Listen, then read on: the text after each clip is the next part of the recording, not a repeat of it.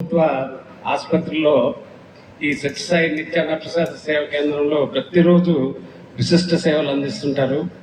వారిని మన ఉపేందర్రావు గారిని పూలమాలంకృతులను చేయవలసిందిగా కోరుతున్నాను.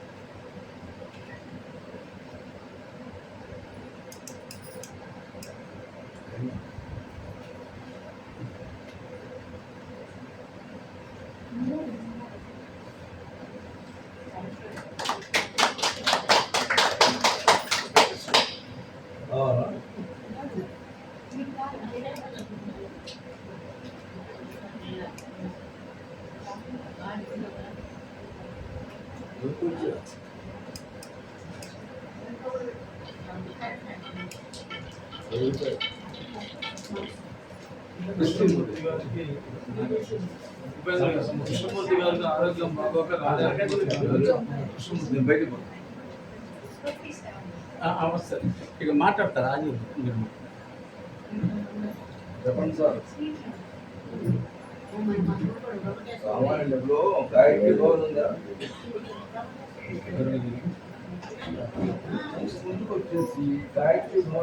జై శ్రీరామ్. థ్యాంక్ యూ వెంకటేశ్వర గారు. నీ పాద కమల సేవయు నీ పాదార్చకులు తోడి నెయ్యము నిదాంతాపార భూతదయో తాపసమందారుగా నాకు చేయగలరు. అంటే ఆ శ్రీకృష్ణ పరమాత్ముడు సుధాముడిని నీకేం కావాలి వరం కోరుకోమన్నాడు. అంటే ఆయన ధన కనక వస్తు వాహనాల్ని ఏమీ కోరుకోలేదు. ఆ భగవంతుని యొక్క పాద సేవని, తర్వాత ఆ పాదార్చకులతోటి నెయ్యము, ఇవి ముఖ్యంగా వారు కోరుకున్నారు. మనకు ఆ శ్రీరామచంద్రుల వారు మన బసవరాజు ఉపేంద్రరావు గారి ద్వారా మనకి ఈ రామాయణ ప్రవచనాన్ని వినే అవకాశము కలిగించారు. అదేవిధంగా మనకు ఇంతమంది భగవద్భక్తుల సమీకరణని, తర్వాత వారందరినీ మనం కలుసుకుని వారితో స్నేహాన్ని పెంపొందించుకునే రీతిగా మనకు ఈ అవకాశం ఇచ్చిన మన ప్రవచనకర్త బసవరాజు ఉపేంద్రరావు గారికి హృదయపూర్వక నమస్కారాలు తెలియజేస్తూ ఈరోజు ఈ కార్యక్రమాన్ని వారు ప్రారంభించే ముందు ఒక గీతాన్ని మన దుర్గాదేవి గారు ఆలపించవలసిందిగా కోరుతున్నాను.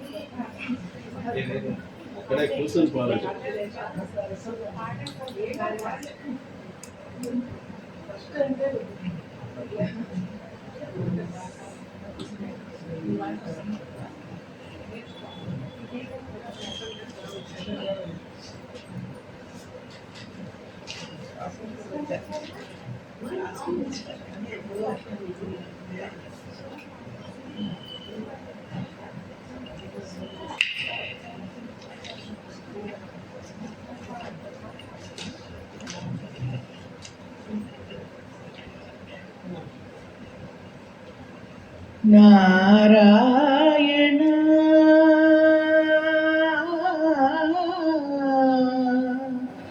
నారాయణ నారాయణ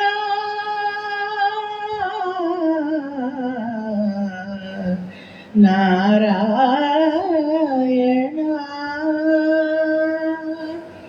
నారాయణ నీ నామమే గతిక నారాయణ నీ నామమే గతిక కోరికలు మాకు కొనసాగుటకు నారాయణ నీ నామమే గతిక కోరికలు మాకు కొనసాగుటకు నారాయణ నారాయణ నారాయణ నారాయణ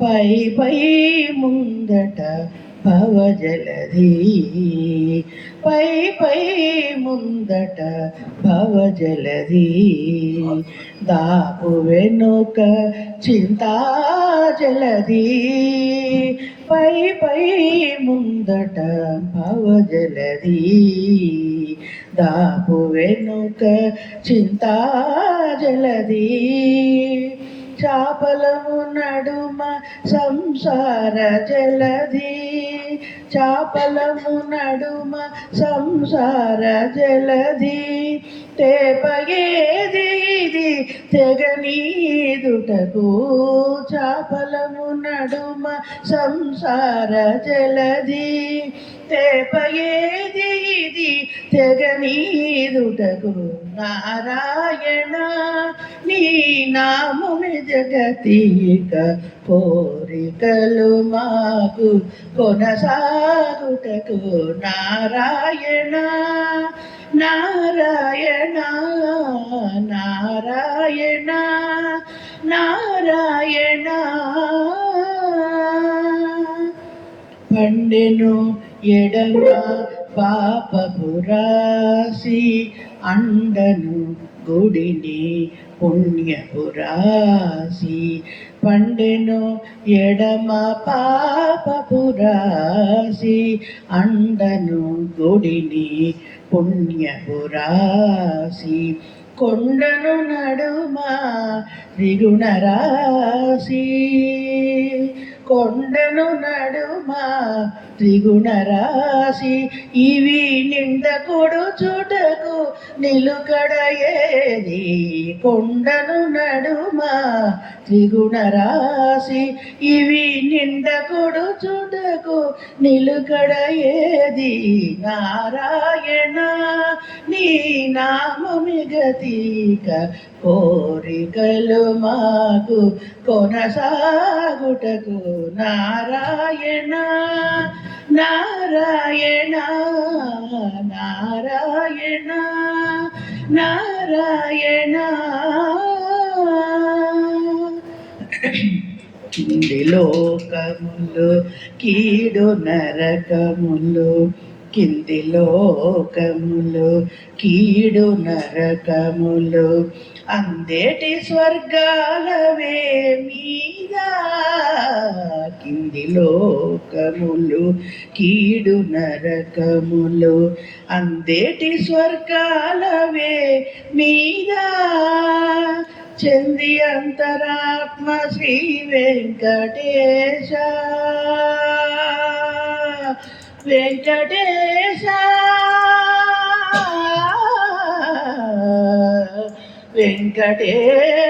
వెంకటేశ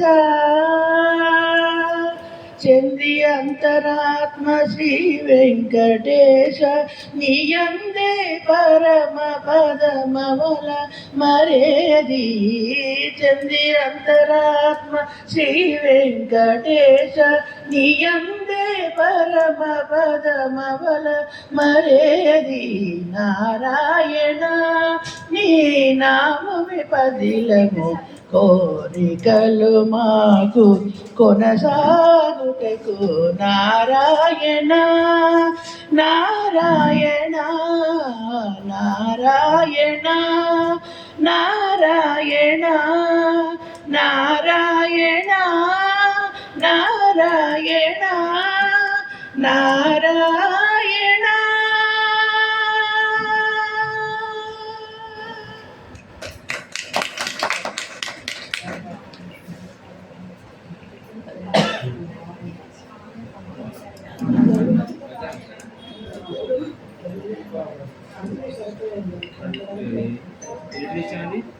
ఏంటి డబ్బులు వేసాను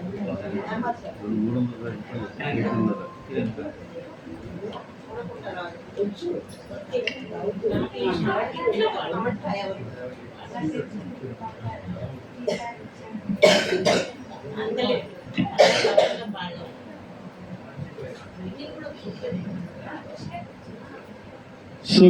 शुक्लांबरधरं विष्णु शशिवर्णं चतुर्भुजं प्रसन्नवदनं ध्यायेत् सर्वविघ्नोपशान्तये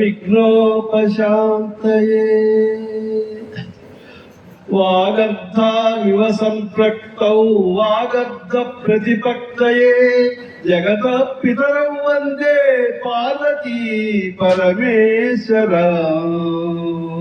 ఆపదామపహర్తారౌ దాతారౌ సర్వసంపదాం లోకాభిరామౌ శ్రీరామౌ భూయో భూయో వ్యాసాయ విష్ణురూపాయ వ్యాసరూపాయ విష్ణవే నమో వై బ్రహ్మనిధయే వాసిష్ఠాయ నమో నమః శృతిస్మృతి పురాణానాం ఆలయం కరుణాలయం నమామి భగవత్పాద శంకరం లోకశంకరం మనోజవం మారుతతుల్య వేగం జితేంద్రియం బుద్ధిమతాం వరిష్టం వాదాత్మజం వానరయూధ ముఖ్యం శ్రీరామదూతం శిరసా నమామి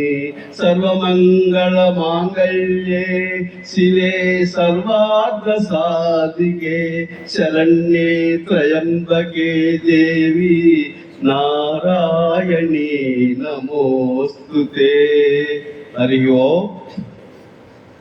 ఈశ్వర స్వరూపమైనటువంటి ఈ యొక్క సభకు ఇచ్చేసినటువంటి భగవద్బంధులందరికీ హృదయపూర్వక స్వాగతం, సుస్వాగతం, ప్రణామములు.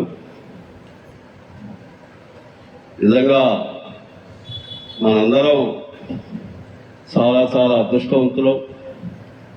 ఆదికవి వాల్మీకి మహర్షి రచించినటువంటి ఆదికవిమైనటువంటి శ్రీ రామాయణ కావ్యాన్ని మనం ఒక రకంగా దాని గురించి మాట్లాడుకుంటున్నాం. నేను ఏదో చెప్తున్నాను, మీరు వింటున్నారు.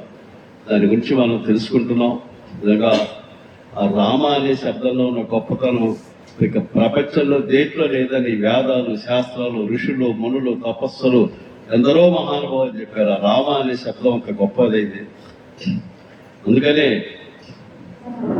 యావత్ సాన్యంతి గిరయ సరితశ్చ నహీతలే తావత్ రామ కథ లోకేషు పరిశిష్యతి అని. అది ఈ రామాయణం, ఈ నదులు, గిరులు, ప్రకృతి ఉన్నంతకాలం అది ఉంటూనే ఉంటుంది. అది ఉన్నంతకాలం మానవత్వం ఉంటుంది. అది లేనప్పుడు మానవత్వం కూడా ఉండదు. ధర్మం, సత్యం, జయం, ఈ మూడే రామాయణానికి ప్రతీకలు. ధర్మము, సత్యము. దాంతోనే శ్రీరాముడు మొత్తం రామాయణంలో ఆయన పరమాత్మ ఒక నరుడిగా పుట్టి పూర్తిగా నరుడిగానే ఆయన ఉంటూ అవతార సమాప్తి. ఎందుకంటే మీరు బాగా అర్థం చేసుకోవాలి, పట్టుకోవాలి. దీంట్లో రాముడు చాలా చోట్ల విలపిస్తాడు, ఏడుస్తాడు. భగవంతుడు ఎప్పుడు ఏడవడండి, గుర్తుపెట్టుకోండి. భగవంతుడు మనం ఏడిస్తే కళ్ళు తుడిచేవాడే కానీ భగవంతుడు ఏడిస్తే ఇంకేముంది చెప్పండి. భగవంతుడే ఏడిస్తే ఇక మనకు దిక్కేవారు. అందుకని భగవంతుడు ఎప్పుడు ఆయన ఏడవడు, ఎప్పుడు ఆనందంగానే ఉంటాడు మీకు. అందుకనే ఈ పీఠాధిపతులు కానీ కొంతమంది ఋషులు, ఆచార్యుల పేర్లు కానీ వివేకానందుడు, సచ్చిదానందుడు, చిన్మయానందుడు, దయానందుడు, వీళ్ళ పేర్లోనే ఆనందం ఉంది. సచ్చిత్ ఆనందం, సచ్చిదానంద రూపం. అంటే ఎల్లప్పుడూ మనస్సు ఆనందంగా ఉండేవాడు సచ్చిదానంద స్వరూపుడు. అంటే భగవంతుడు, ఆ పరమాత్మ. పరమాత్మకి ఏడు పుండలు అసలు. ఆయన ఏడిస్తే ఇక లోకాలు మొత్తం అంత ఏముండవు. అందుకని రావణ్ణి మనం మనిషిగానే చూడటానికి ఇదే తార్కాణం. ఎందుకంటే ఆయన ఎన్నోసార్లు ఏడుస్తాడు. తండ్రి చనిపోయినప్పుడు కానివ్వండి, ఆ విషయం తెలిసిపోయినప్పుడు కానీ చాలా దుఃఖిస్తాడు, కన్నీరు పెట్టుకుంటాడు. మరి భగవంతుడైతే పెట్టుకోడు. అందుకని రామాయణాన్ని మనం నరుడి కథగానే మనం చూడాలి కానీ ఎట్టి పరిస్థితుల్లో దాన్ని భగవంతుడి కథగా, రాముడి కథగా, ఒక పరమాత్మ కథగా చూసినట్లయితే అది పెద్ద విశేషం కిందకి రాదు. ఎందుకంటే అక్కడ కూర్చొని సుదర్శన చక్రం వేస్తే రావణాసుడు చాలా దిగవతల పడుతుంది. పెద్ద కష్టం కాదు శ్రీమన్నారాయణకి. అందుకని ఆయన నరుడిగా వచ్చి, నరుడిగా నడిచి, వనవాసం చేసి, చివరికి మనం మనుషులు ఎట్లా యుద్ధం చేస్తారో అట్లనే యుద్ధం చేసి ఆ రావణాసుడిని ఓడించి తనవండి ఇది అంతా జరిగింది కదా. ఇకపోతే మనం భరతుడు దశరథ మహారాజు పోయినసారి చెప్పుకున్న పోయిన గురువారం ఒక ఇక్ష్వాకు వంశాన్ని ఏలినటువంటి ఒక వటవృక్షం, పెద్ద చెట్టు మహావృక్షం. దశరథ మహారాజు గొప్ప సత్యసంధుడు, ధర్మం తెలిసినవాడు, వేదాంగాలు చదివినవాడు. ఇక్ష్వాకు వంశంలోనే ఇక్ష్వాకు, రఘువు, దిలీపుడు, కాకుష్ఠుడు మొదలైనటువంటి రాజులతో సమానంగా పరిపాలన చేసినటువంటి ఆ కోసల దేశాన్ని విస్తరించి అయోధ్యాన్ని పట్టణంగా చేసుకొని చాలా చక్కగా ప్రజారంజకంగా పరిపాలించినటువంటి మహారాజు అయితే దశరథ మహారాజు పోయిన వాళ్ళు చెప్పుకున్నాం. ఆయన కాలధర్మం చెందాడు. చాలా దురదృష్టకరమైనటువంటి బాధాకరమైనటువంటి మన సందర్భాన్ని మనం పోయిన వారం చెప్పుకున్నాం. అది చెప్పుకున్నప్పుడు వెంబటే ఆ కౌసల్య, సుమిత్ర వీళ్ళందరికీ తెలిసి చాలా బోరులు విలపిస్తారు. అందరికీ తెలిసిపోయింది ఆ రాత్రి చనిపోతే. ఇక మర్నాడు వశిష్ఠుల వారికి మంత్రుల్ని కొంతమందిని అందరినీ, ఎందుకంటే రాజు లేని రాజ్యం చాలా అనాదరణకు గురి అవుతుంది. రాజు లేని రాజ్యం మనం కూడా మామూలుగా సామాజికంగా చూసుకున్నట్లయితే ఇంటి యజమాని కనుక లేకపోతే ఆ ఇల్లు నిరాదరణకు గురి అవుతుంది. ఎందుకు పనికి రాకుండా పోతుంది. ఎంత మిగతా ఉన్నవాళ్ళు ఎంత గొప్పవాళ్ళైనప్పటికీ ఉన్నా ఆ ఇల్లు నిరాదరణకు గురి అవుతుంది ఆ ఇంటి పెద్ద కనుక లేనట్లయితే. అట్లే అయోధ్యకి ఆ యొక్క కౌసల దేశ రాజు అయినటువంటి మహారాజు గారు కాలధర్మం చెందారు కాబట్టి ఒక్క కొడుకు తగ్గట్లేదు. చూడండి ఎంత విచిత్రం. 4 కొడుకులు. ఆ 4 కొడుకులు మామూలు మనుషుల, మామూలు కొడుకుల, చాలా శత్రు భయంకరులైనటువంటి వాడు.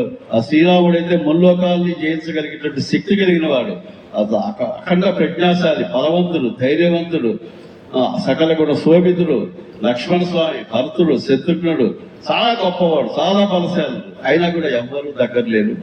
పాపం కాలధర్మం చెందితే ఆ రాత్రి అయిపోయి పొద్దున్నే చూసినట్లయితే వాళ్ళందరూ చనిపోయారని తెలిసినప్పుడు ఈ మంత్రులందరూ, ఈ వశిష్ఠుల వారి కొడగురు, వీళ్ళందరినీ పిలవటం జరిగింది. ఆ మౌద్గల్యుణ్ణి, తర్వాత ఆ కాశ్యపుణ్ణి, జాబాలిని, గౌతముణ్ణి, మార్కండేయుని, వీళ్ళందరినీ పిలిచి వాళ్ళందరూ ఏం చేద్దాం మరి మీరు ఒకటి ఆలోచించి అంటే వాళ్ళందరూ కూర్చొని ఆలోచించారు. ఈ రాజులేని రాజ్యం అంతా అనాథై చల్లాచెదరైపోతుంది, మనం ఎక్కటే ఒక రాజుని నియమించాలి అని వాళ్ళు ఒక ప్రతిపాదన చేసి, ఈ యవరాజ పట్టాభిషేకం అంటే రాజు ఉన్నప్పుడే యవరాజు, అంటే దశరథ మహారాజు గారు ఉన్నప్పుడే రాముడికి యవరాజు పట్టాభిషేకం అనుకున్నారు. కైకేయి కూడా అంతే అనుకుంది, భరతుడికి యవరాజు పట్టాభిషేకం చేద్దాం అనుకుంది. కానీ ఇప్పుడు యవరాజు పట్టాభిషేకం కాదు, అసలు రాజే. ఎందుకంటే దశరథ మహారాజు గారు కాలధర్మం చెందాడు కాబట్టి ఇక ఆ కోసల దేశానికి రాజుగా నియమింపబడాలి, రాజుగా పట్టాభిషిక్తుడు కావాలి.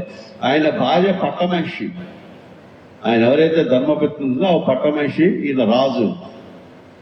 వాళ్ళందరూ సమావేశం ఏర్పాటు చేసుకొని ఇప్పుడు నేను చెప్పినటువంటి ఋషులు వశిష్ఠుల వారి దగ్గరికి వచ్చారు. కులగురు వశిష్ఠుల వారు త్రికాల జ్ఞాని, ఆయనకు తలవంది లేదు, గొప్ప బ్రహ్మర్షి. ఆయన దగ్గరికి వచ్చి చెప్పారు, మహర్షి, బ్రహ్మర్షి, ఇట్లా మరి 4 కొడుకులు ఉన్నారు, రాముడేమో అడవులకి వెళ్ళిపోయినాడు, తిరిగి రాడు, లక్ష్మణుడు కూడా రాముడు వెంబడి వెళ్ళిపోయినాడు, భర్త శత్రుఘ్నులేమో తాతగారింట్లో కైకేయరాజు దగ్గర ఉన్నారు. ఇప్పుడు మరి ఎవరినో ఒకటి మనం రాజుగా నియమించే ఏర్పాట్లు మీ మీదనే ఉంది, మీ భుజస్కంధాల మీదనే ఉందంటే ఎవరినో ఒకరిని నిర్ణయించండి అని ఆ మంత్రులు ఎవరైతే ఉన్నారో వామదేవుడు, జాబాలి, గౌతముడు, మార్కండేయుడు, కాశ్యపుడు, వీళ్ళందరూ అంటే వశిష్ఠుల వారు అన్నారు, నేనెవరిని నియమించడానికి ఆల్రెడీ నియామకం జరిగిపోయింది. భరతుడికి యవరాజు పట్టాభిషేకం, శ్రీరాముల వారికి 14 ఏళ్ల వనవాసం అని ధర్మరాజు, అదే మన దశరథ మహారాజు గారు కైకేయికి వరం ఇచ్చినప్పుడే నిర్ణయింపబడ్డది. ఆయన యవరాజు అయిపోయినాడు, యవరాజు పట్టాభిషేకం. ఆయన యవరాజు పట్టాభిషేకం చేయడం కొరకే రాముడు అడవులకు వెళ్ళిపోయినాడు. ఇక నేను ప్రత్యేకంగా నిర్ణయించేది ఏమి ఉండదు. ఎప్పుడైతే రాజుగారు కాలధర్మం చెందాడో ఈయనే సహజంగా రాజు అవుతాడు. అందుకని మన తక్షణ కర్తవ్యం ఏంటంటే అర్ధశత్రుఘ్నుల్ని మనం ఇక్కడికి తీసుకురావాలి, వెంబటే మనం అయోధ్యకి తీసుకొని రావాలి అని అంటే వాళ్ళు కూడా ఆ ప్రతిపాదనని ముక్తకర్ణతో ఏకగ్రీవంగా వాళ్ళు ఒప్పుకున్నారు. వీరు చెప్పింది బాగానే ఉంది, అని అప్పుడు ఆ వశిష్ఠుల వారు వాళ్ళ మంత్రులు దూతలు కొంతమందిని పిలిచి సిద్ధార్థ, జయంత, విజయ, అశోక, నందన ఈ ఐదుగురిని పిలిచి మీరు ఉన్న ఫలంగా చాలా వేగవంతమైన అశ్వాలను తీసుకొని రథాలు తీసుకొని మీరు గిరివరాజపురానికి వెళ్ళి మీ ముఖాల్లో ఎక్కడా శోకం కనపడకూడదు. రాముడు వనవాసానికి వెళ్ళినట్లు కానీ దశరథ మహారాజు కాలధర్మం చెందినట్లు కానీ ఎక్కడా మీరు చెప్పకూడదు, మీ ముఖాల్లో కనపడకూడదు, ఆ ఛాయలే కనపడకూడదు.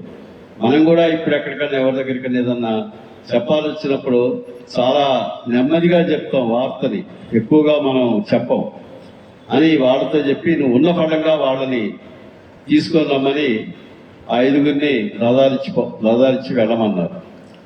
ఆ రథాలిచ్చి వెళ్ళమంటే ఆ దూతలు సరే అని ఆ వశిష్ఠుల వారి ఆదేశం ప్రకారం వారి ఇళ్ళకెళ్ళి వారి గృహిణులతో మాట్లాడి చెప్పి మేము ఇట్లా గిరివరాజపురానికి వెళ్తున్నాం, తీసుకురావడానికి వెళ్తున్నాం, ఆ భర్త సిద్ధంగా తీసుకురావడానికి వెళ్తున్నాం అని వాళ్ళతో చెప్పి బయలుదేరారు. మరి గిరివరాజపురం ఎంత దూరం ఉంది, ఎన్ని రోజుల ప్రయాణం, అది మామూలు విషయం అంటే చాలా ఊళ్ళు దాటి వెళ్ళాల్సిన పని. ముందుగా వాళ్ళు బయలుదేరి దక్షిణ దిక్కుగా ఉన్నటువంటి అపరతాల పర్వతం మీదుగా వెళ్ళి మాలిని నదీ తీరం దాటారు. మాలిని నదీ తీరం, అపరతాల పర్వతం మీదుగా మాలిని నదీ తీరం దాటి అక్కడి నుంచి ప్రలంబగిరి అనేటువంటి ఒక ప్రాంతానికి, ఒక దేశానికి వచ్చి అక్కడి నుంచి హస్తినాపురం ఇప్పుడు హస్తినాపురం అంటే ఇప్పుడు ఏంటంటే హస్తినాపురం, అప్పుడు హస్తినాపురం అంటే ఇప్పుడు మీరట్, ఢిల్లీ దగ్గర ఉన్నటువంటి మీరట్టే అప్పుడు హస్తినాపురం.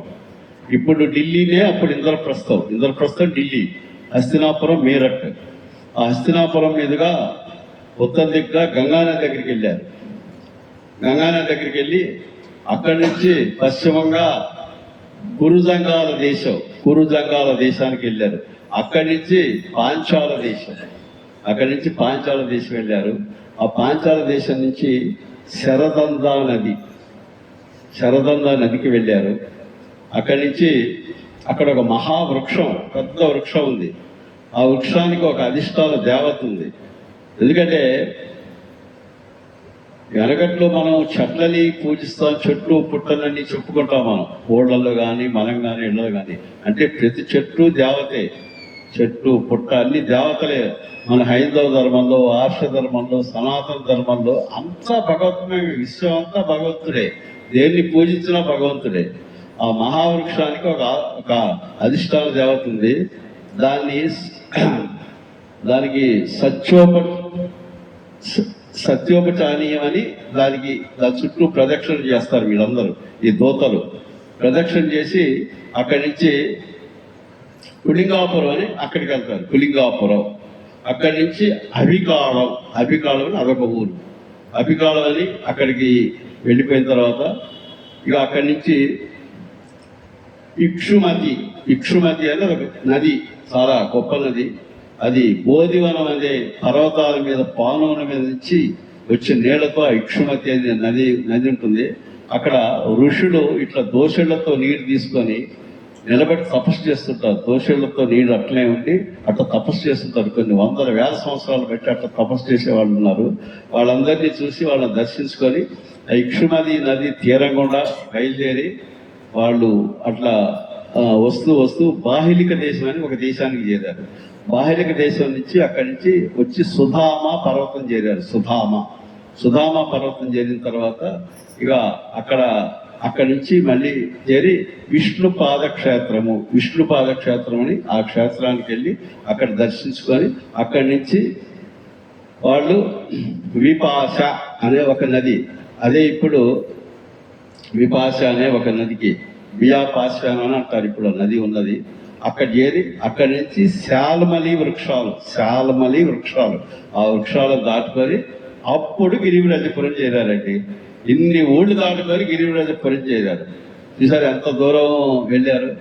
ఇన్ని ఊళ్ళు దాటుకొని గిరివరజపురం చేరారు. ఆ చేరేటప్పటికల్లా మరి పొద్దున బయలుదేరారు వీళ్ళు. వాళ్ళ రాత్రికి చేరారు. ఏ రాత్రికి? మొదటి రాత్రి, రెండో రాత్రి, మూడో రాత్రి, అంటే 7 పగళ్ళు 7 రాత్రులు పట్టింది వాళ్ళు వెళ్ళటానికి. 7వ రాత్రికి చేరారు ఆ గిరివరజపురం.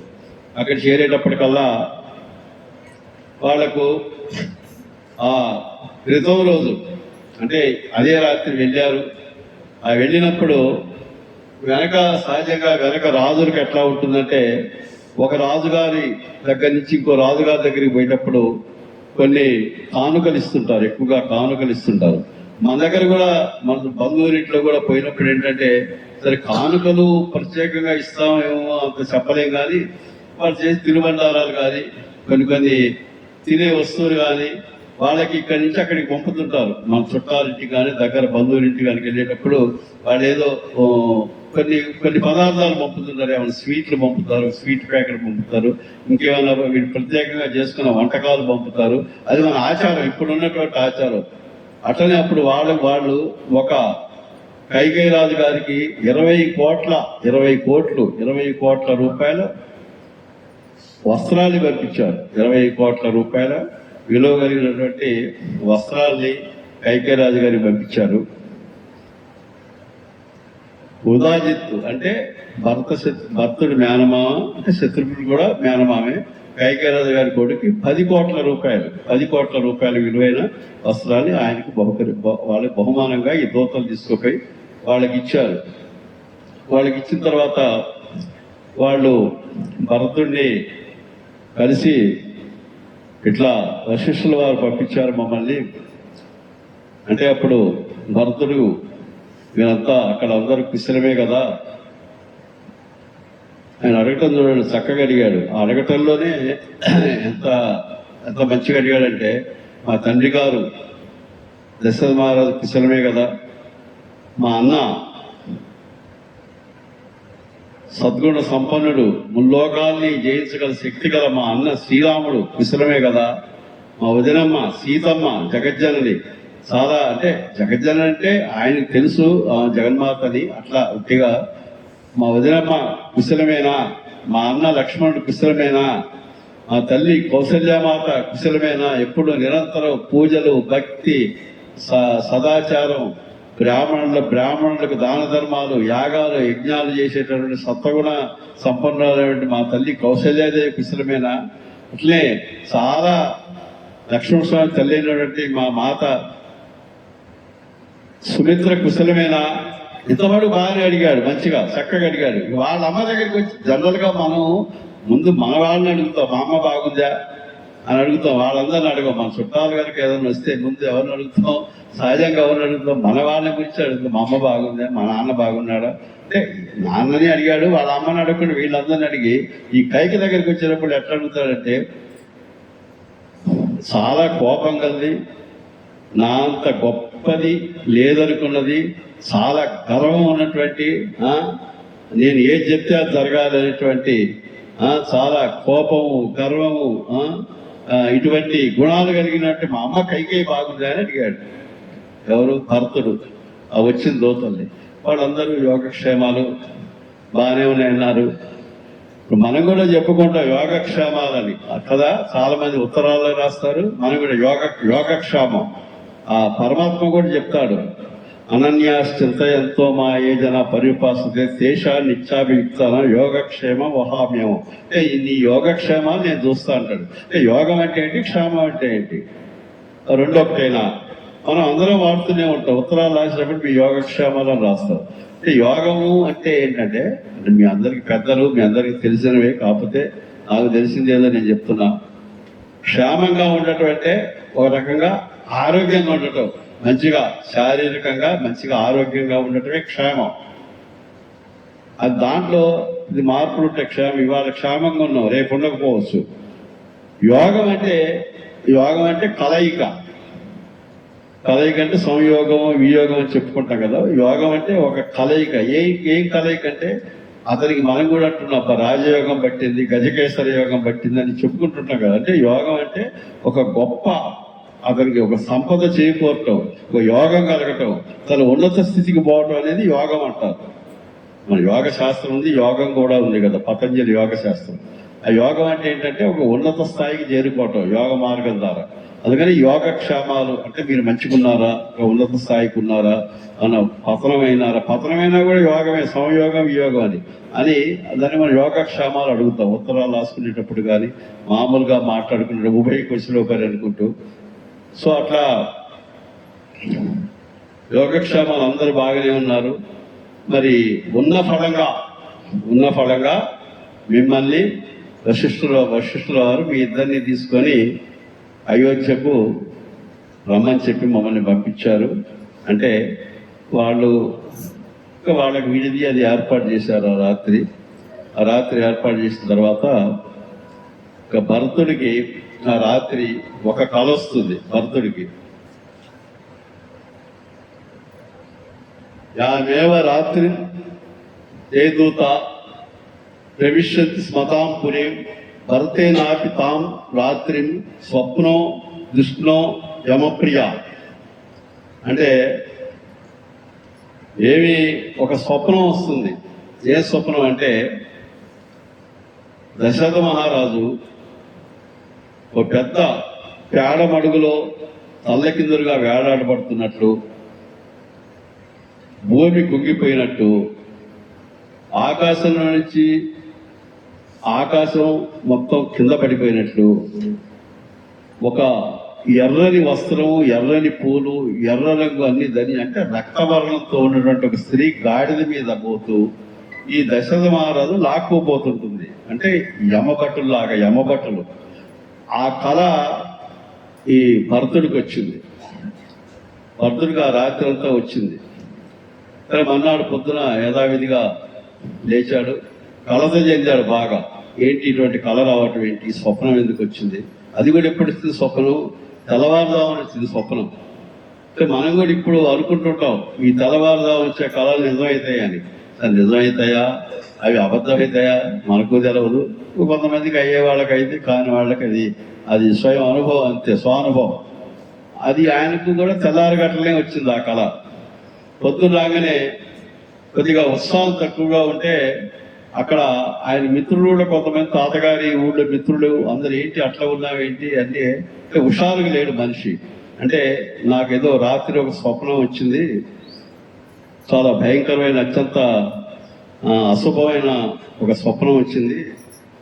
కాబట్టి నా అంచనా ఏంటంటే మా తండ్రి గారు కానీ, దశరథ మహారాజు గారు కానీ, రాముడు కానీ, లక్ష్మణుడు కానీ ఎవరో ఒకటి చచ్చిపోతాం అని నేను అనుకుంటున్నా, భావిస్తున్నా. ఎవరో ఒకటి చావు తథ్యం ఆ కళ ప్రకారం అని వాళ్ళతో చెప్పి బాధపడతాడు బాగా.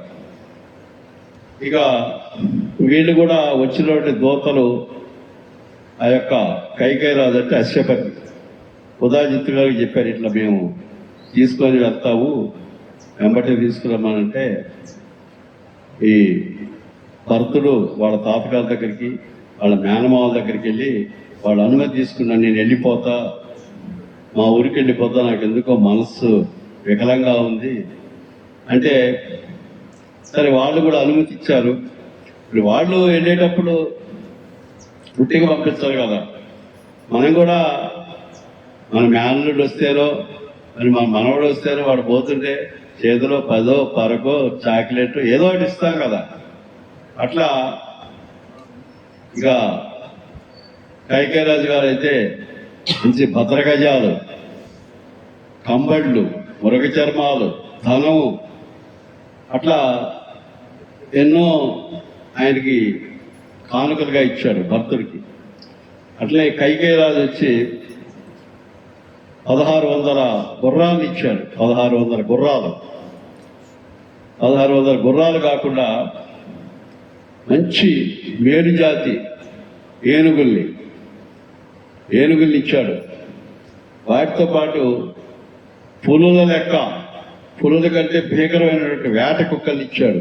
వేట కుక్కల్ని, కొన్ని వేట కుక్కలు కూడా చాలా భయంకరంగా ఉంటాయి. మామూలు మన కుక్కలు వేరు, నాటు కుక్కలు, వేట కుక్కలు వేరు. ఈ పొలాల్లో వేట కుక్కలు ఉంటాయి. కొంతమంది వేటకు వెళ్ళినప్పుడు కుక్కల్ని తీసుకోపోతుంటారు ఈ వేటాడేవాళ్ళు. చాలా ప్రమాదకరమైనటువంటి అసలు కాదు. అటువంటి వేట కుక్కల్ని ఇచ్చారు. మరి 1600 రథాలు ఇచ్చాడు. గుర్రాలు ఇచ్చాడు, బంగారు 2000 బంగారు నాణ్యాలు ఇచ్చాడు. ఇవన్నీ ఇస్తే భరతుడు తీసుకోవాలి. నాకు వద్దు, ఇప్పుడు నా మనసు పూర్తిగా కలత చెందింది, నేను ఏమి తీసుకోను, నేను ముందు అర్జెంటుగా అయోధ్యకి వెళ్ళాలి, అయోధ్యకి వెళితేనే నా మనసు కుదరపడుతుంది. మా నాన్నగారిని చూడాలి, మా అన్న రాముడిని చూడాలి, నాకు ఈ రెండే నా ముందున్న కర్తవ్యాలు అని బయలుదేరుతాడు. అవి తర్వాత తీసుకుంటానే, తర్వాత వెనక పంపించాను అన్నట్లు ఇంకా బయలుదేరారు. మరి వాళ్ళు వచ్చేటప్పుడు పోయిన దారిలోనే వచ్చారంటే వచ్చారా? పోయిన దారిలోనే రాలే. వాళ్ళు పోయింది ఒక రూటు, వచ్చింది ఒక రూటు. మనకు కూడా అంతే కదా. ఇప్పుడు హైదరాబాదు పాత రూట్లలో పోయినప్పుడు మనకు తెలిసింది ఏంటంటే, ఈ హైవేలు కాకుండా సూర్యాపేట, నకిరేకల్లు, నారికట్పల్లి, చిట్యాల, చౌటుప్పల్, హైదరాబాద్. ఇటు పోతే ఉంది తొర్రూరు, ఆలేరు, మర్రిపేట, తొర్రూరు, ఆలేరు, జనగాం, భువనగిరి, ఘటకేశ్వరం, ఉప్పలు, హైదరాబాద్. ఇట్లా 2 రకాలుగా పోవచ్చు. అట్లే వీళ్ళు వచ్చేటప్పుడు మరి భరతుడు చిత్రంగ బలాలతో బయలుదేరాడు. మరి ఆయన చెప్పినట్లే రాజు ఎటు పోమంటే అటే పోవాలి, అంతేగాని నేను ఇటు తీసుకోపోతా అటు తీసుకోపోతా అని ఆ పరిచారకులు దూతలు అంటే కుదరదు. అప్పుడు భరతుడు రాజని వీళ్ళకి తెలుసు, మంత్రులకి. ఆయనకు తెలవదు కానీ మంత్రులకు తెలుసు. మంత్రులకు తెలవకపోయినా రాజుగారి కొడుకు, రాజుగారికి అంతా రాజుగారికి ఎటువంటి సౌకర్యాలు, ఎటువంటి గౌరవం లభిస్తుందో రాజుగారి కొడుకు కూడా అంతే గౌరవం లభిస్తుంది. వాళ్ళు వచ్చేటప్పుడు ఎట్టించి బయలుదేరారంటే, స్టార్టింగ్లో వాళ్ళు బయలుదేరి వస్తూ మామూలుగా ఇక బయలుదేరారు. వాళ్ళు ముందుగా సుధామ నదిని దాటారు. తర్వాత హాదిని అని అంటే హాదిని అంటే మనం చెప్పుకున్నాం, గంగా నదికి 3 పాయలు, హాదిని అని కూడా ఒక పాయ. ఆ హాదిని నదిని దాటారు. తర్వాత శతుద్రు అంటే ఇప్పుడు ఉన్నటువంటి సట్లెజ్ నది. సట్లెజ్ నది ఎక్కడుంది? పాకిస్తాన్, కరెక్ట్.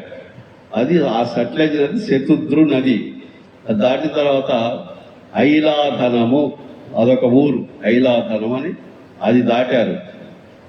ఐలాధనం దాటిన తర్వాత ఇక వాళ్ళు శల్యకర్ణ దేశము అదొకటి దాటారు. తర్వాత చైత్ర రథవనము. ఈ చైత్ర రథవనం అనేది మనకు ముందు భరద్వాజుని దగ్గర కూడా వస్తుంది. అది గొప్ప కట్టం, మరి ఇవాళ అవుతుందో కాదో నాకు తెలియదు. అసలు నిజంగా అదొక వింత. అది నిజంగా అది ఆ సందర్భాన్ని, ఆ ఘట్టాన్ని చెప్తుంటే ఇది కళా నిజమని అనిపిస్తుంది. మీ అందరికీ అనిపిస్తుంది, అక్కడున్న మహర్షికి అనిపించింది కళా నిజమా అని. ఏది రాసిన మహర్షికి, వాల్మీకి మహర్షికి ఇది కళా నిజమా అని రాశాడు. అట్లా ఉంటుందన్నమాట ఆ సందర్భం భరద్వాజ మహర్షి దగ్గర భరతుడికి. సో చైత్రరథ వనం దాటారు. చైత్రరథ వనం దాటిన తర్వాత నిమ్మడంగా బయలుదేరి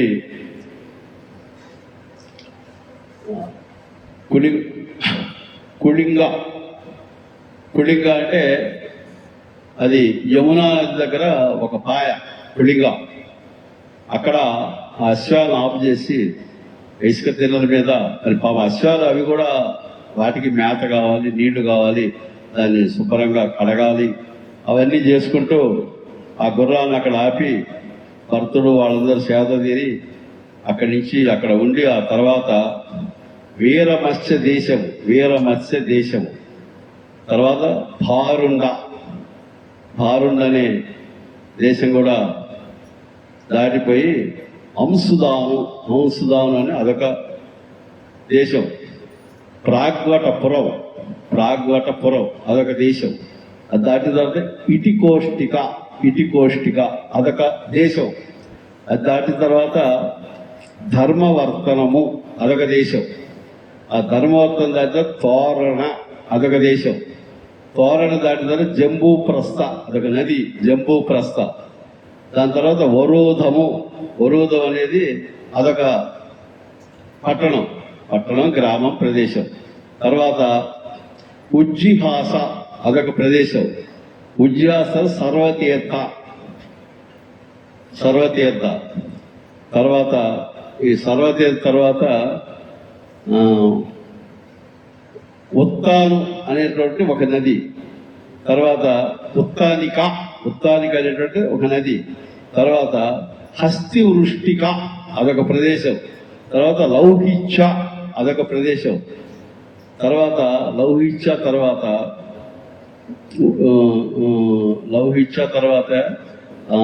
కపీవతి అదొక నది, కపీవతి. ఆ నది దాటిన తర్వాత ఏకపాల సాణుమతి అదొక నది, వినుత అదొక ప్రదేశం. ఆ వినుత దాటిన తర్వాత గోమతి నది. ఈ గోమతి అంటే అందరికీ తెలుసు, నైమిసారణ్యంలో ఉన్నది. గోమతి నది తర్వాత కళింగపురం తర్వాత అయోధ్యకు వచ్చారు. ఇది ఇన్ని దాటుకుంటూ వచ్చారు. వెళ్ళేటప్పుడు అట్లా వెళ్ళారు, వచ్చేటప్పుడు ఇట్లా వచ్చారు. ఇన్ని ప్రదేశాలు దాటుకుంటూ, ఇన్ని నదులు దాటుకుంటూ, ఇన్ని పర్వతాలు దాటుకుంటూ 7 పగళ్ళు 7 రాత్రులు ప్రయాణించి ఇక్కడికి వచ్చారని మహర్షి వచ్చేటప్పుడు ఇన్ని పగళ్ళు ఇన్ని రాత్రులను రాశాడు, కానీ వెళ్ళేటప్పుడు ఇన్ని పగళ్ళు ఇన్ని రాత్రులను ఎక్కడ రాయలే. అంటే వచ్చేటప్పుడు అంటే మహర్షి మనకు సూచించాడు, వచ్చేటప్పుడు 7 పగళ్ళు 7 రాత్రులు పోయినప్పుడు, పోయేటప్పుడు కూడా అంతే పడుతుందిగా, తక్కువ పట్టదుగా. అందుకని మనకు పోయేటప్పుడు 7 రోజులు, వచ్చేటప్పుడు 7 రోజులు. అట్లా మొత్తానికి భరతుడు వైజయంతము అనేటువంటి మార్గం ద్వారా అయోధ్యలోకి ప్రవేశించాడు. అంటే మన ద్వారాలు ఉంటాయి కదా, మనం కూడా ఏదన్నా సభలు ఏర్పాటు చేసినప్పుడు ఆ యొక్క సందర్భాన్ని బట్టి ద్వారాలు ఏర్పాటు చేస్తాం. అట్లే దీనికి పర్మనెంట్గా అయోధ్యకు వైజయంతం అనేటువంటి ఈ రాజులు వచ్చేటటువంటి మనము ఈ అసెంబ్లీకి గేట్ 1 గేట్ 2 అని ఉంటుంటాయి. అట్లే దీనికి వైజయంతం అనే మార్గం, వాళ్ళ రాజులు వచ్చేది. ఆ మార్గం ద్వారా ఆ రథాన్ని తీసుకొని లోపలికి వచ్చాడు. పాపం భర్తుడు శత్రు భయంకరుడు, చాలా దృఢమైన మనస్సు గలవాడు, స్థిరమైన మనసు గలవాడు. పాపం దశరథ మహారాజు గారు కాలం చేసింది తెలవదు, అన్న అడవులకు పోయింది తెలవదు. పాపం మామూలుగా వచ్చాడు. ఎంత దుఃఖం ఉంటుందో ఆలోచించారా? అసలు ఎంత భయంకరమైన విషయాలు తెలుసుకోవాలి తెలుసా కొద్ది క్షణాల్లో భర్తలు. అసలు వింటుంటేనే మనకు ఎంతో. ఇప్పుడు ఒక యాక్సిడెంట్ అయిందనుకోండి, తెలిసిన తర్వాత వచ్చి చూస్తే మనం లేకుంటే ఒక వ్యక్తి ఏదైనా కాలధర్మం చెందాడని ఎక్కడో మన విదేశాల్లో ఉన్న వాళ్ళకి చెప్తే వాళ్ళు పాపం ప్రిపేర్ అయ్యేస్తారు. వాళ్ళు చనిపోయినారని ఆ బాధతో వచ్చి ఇక్కడ సగం బాధ ఎగమిక్కుంటారు. కానీ వాళ్ళకి ఏమీ జరగకుండా ఒకేసారి వచ్చి కొద్ది నాన్నకు సృష్టి చేసిందను అని చెప్పి వచ్చి ఒక్కసారి తలుపు ఇంట్లోకి రాగానే ఒక విషమ పరిస్థితిని ఎదుర్కొంటే ఎంత బాధ ఉంటుంది వాళ్ళకి. నిజంగా పెయింట్ అయి పడిపోతారు సహజంగా, అంతే. అంటే శ్రేష్ఠ గారు చెప్పండి, కరెక్టేనా? వాళ్ళు పడిపోతారు. ఆ విషయం కనుక తెలిస్తే ఇట్లా రాగానే చూడగానే అమ్మా నాన్నకి ఏమైందమ్మా అంటే, నాన్న ఇంకెక్కడ నాన్నరా నాన్న అని తల్లి బోర్న కొడుకుని పట్టుకొని ఏడుస్తుంటే, ఆ కొడుకు కానీ బిడ్డ కానీ మనవడు కానీ మనవరాలు కానీ కూతురు కానీ కోడలు కానీ అన్నయ్య కానీ తమ్ముడు కానీ ఒక్కసారి విలపించి కింద పడిపోతారు. ఎందుకంటే ఆ ప్రదేశానికి వచ్చిన దాకా వాళ్ళకి ఆ విషయం తెలవదు. అట్లనే మన భర్తుడు శత్రువుకి కూడా ఆ విషయం తెలవదు. తండ్రి గారు మరణించాడని కానీ, అన్నయ్య వనవాసానికి వెళ్ళాడు కానీ వీళ్ళు చెప్పలేదు, ఎవరు చెప్పలేదు. అందులో ఇప్పుడు సహజంగా కొన్ని విషయాలు పెద్దవాళ్ళకు తెలవు. మీరు బాగా అర్థం చేసుకోండి. మన ఉద్యోగాలు అందరూ ఎక్కువ మంది ఉద్యోగస్తులు ఉన్నారు, వ్యాపారస్తులు అయినా కూడా. ఇప్పుడు సరే మాది రెవెన్యూ డిపార్ట్మెంట్ అనుకోండి, సార్ వాళ్ళది గ్రామీణ బ్యాంకు. ఇప్పుడు మన జనరల్ మేనేజర్లకి కలెక్టర్లకి అన్ని విషయాలు తెలవదు, ఎవరు చెప్తేనే తెలుస్తుంది. మనం పోయి ఒక చెప్పినప్పుడు సార్ ఫలానా ఇట్లా యాక్సిడెంట్ అయింది సార్ అంటే అట్లనా అంటారు. ఎందుకంటే నేను ఒక 2-3 కలెక్టర్లకి కొన్ని మరణ వార్తలు నేనే చెప్పాను స్వయంగా. ఎందుకంటే ఫలానా ఇట్లా అయింది సార్, అట్లనా ఎప్పుడైంది ఏంటని అన్నారు. అంటే వాళ్ళకి ఎందుకు తెలిస్తే, ఎవరు చెప్తేనే తెలుస్తుంది. వాళ్ళు చెప్పాలంటే ఎవరు సాహసిస్తారు? కలెక్టర్ గారికి ఎవరు సాహసిస్తలేరు. అట్లనే ఈ రాజుగారికి వార్త అక్కడ ఎవరు వశిష్ఠుడు అనుమతి లేకుండా ఎవరు చెప్పడానికి వీల్లేదు. వశిష్ఠుడు అనుమతితోనే ఎవరైనా చెప్పాలి. వాళ్ళు పక్కనే ఉన్నా చెప్పరు. అది ఇప్పుడు మనం అట్లా కాదు, ఇక చెప్పేస్తాం, అనుమానమే లేదు. మన పక్కన కొద్దిగా సందు దొరికింది అనుకోండి, అన్ని మొత్తం కక్కుతాం అనమాట. కక్కునేవాడు కక్కినట్టు ఉన్నవి లేని అని చెప్తాం. కానీ అప్పుడు అట్లా కాదండి. ఒక ధర్మం అనేది ఉండేది, ధర్మ ప్రకారం నడిచేవాడు. రాగానే సరాసరి తండ్రిని చూడటారు కానీ కైకేయి మందిరానికి వెళ్ళాడు. ఎందుకు వెళ్ళాడు కైకేయి మందిరానికి? ఆయన మందిరానికి వెళ్ళలేదు, కౌసల్యాదేవి మాత మందిరానికి వెళ్ళలేదు, సుమిత్ర మాత మందిరం, కైకేయి మాత మందిరానికి వచ్చాడు. అంటే భరతుడికి కూడా తెలుసు తన నాన్నగారు ఎప్పుడు అమ్మ దగ్గరే ఉంటాడు కాబట్టి అక్కడికే వెళ్ళాడు.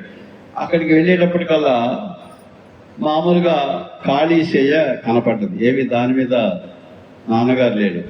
నాన్నగారు లేకపోతే ఎక్కడికి పోయినాడు, నాన్న లేడేమని అమ్మని అడుగుతుంది. అమ్మ నాన్న ఎక్కడికి వెళ్ళాడు, అన్నయ్య ఎక్కడికి వెళ్ళాడని తల్లిని అడుగుతుంది. నాన్నగారు లేరే అమ్మ అంటే ఎక్కడికి వెళ్ళారంటే చాలా సహజంగా చెప్పింది ఆవిడ. ఎంత సహజంగా చెప్పిందంటే, ఏముంది నాయన, సర్వభూతాలు ఆఖరికి ఎక్కడికి పోతాయో మీ నాన్న కూడా అక్కడికే పోయినాడంది. చాలా సింపుల్గా చెప్పింది. సర్వభూతాలు అంటే మనందరం భూతాలవే, భూతం సర్వభూతాత్మక అంటారు భగవంతుడిని. అందరి భూతాలకి ఆయన్ని దేవుడు భగవంతుడు సర్వభూతాలని కాపాడేవాడు. భూతం అంటే ఏదో భూతంలాగా అనుకోకూడదు, మనం కూడా భూతాలవే.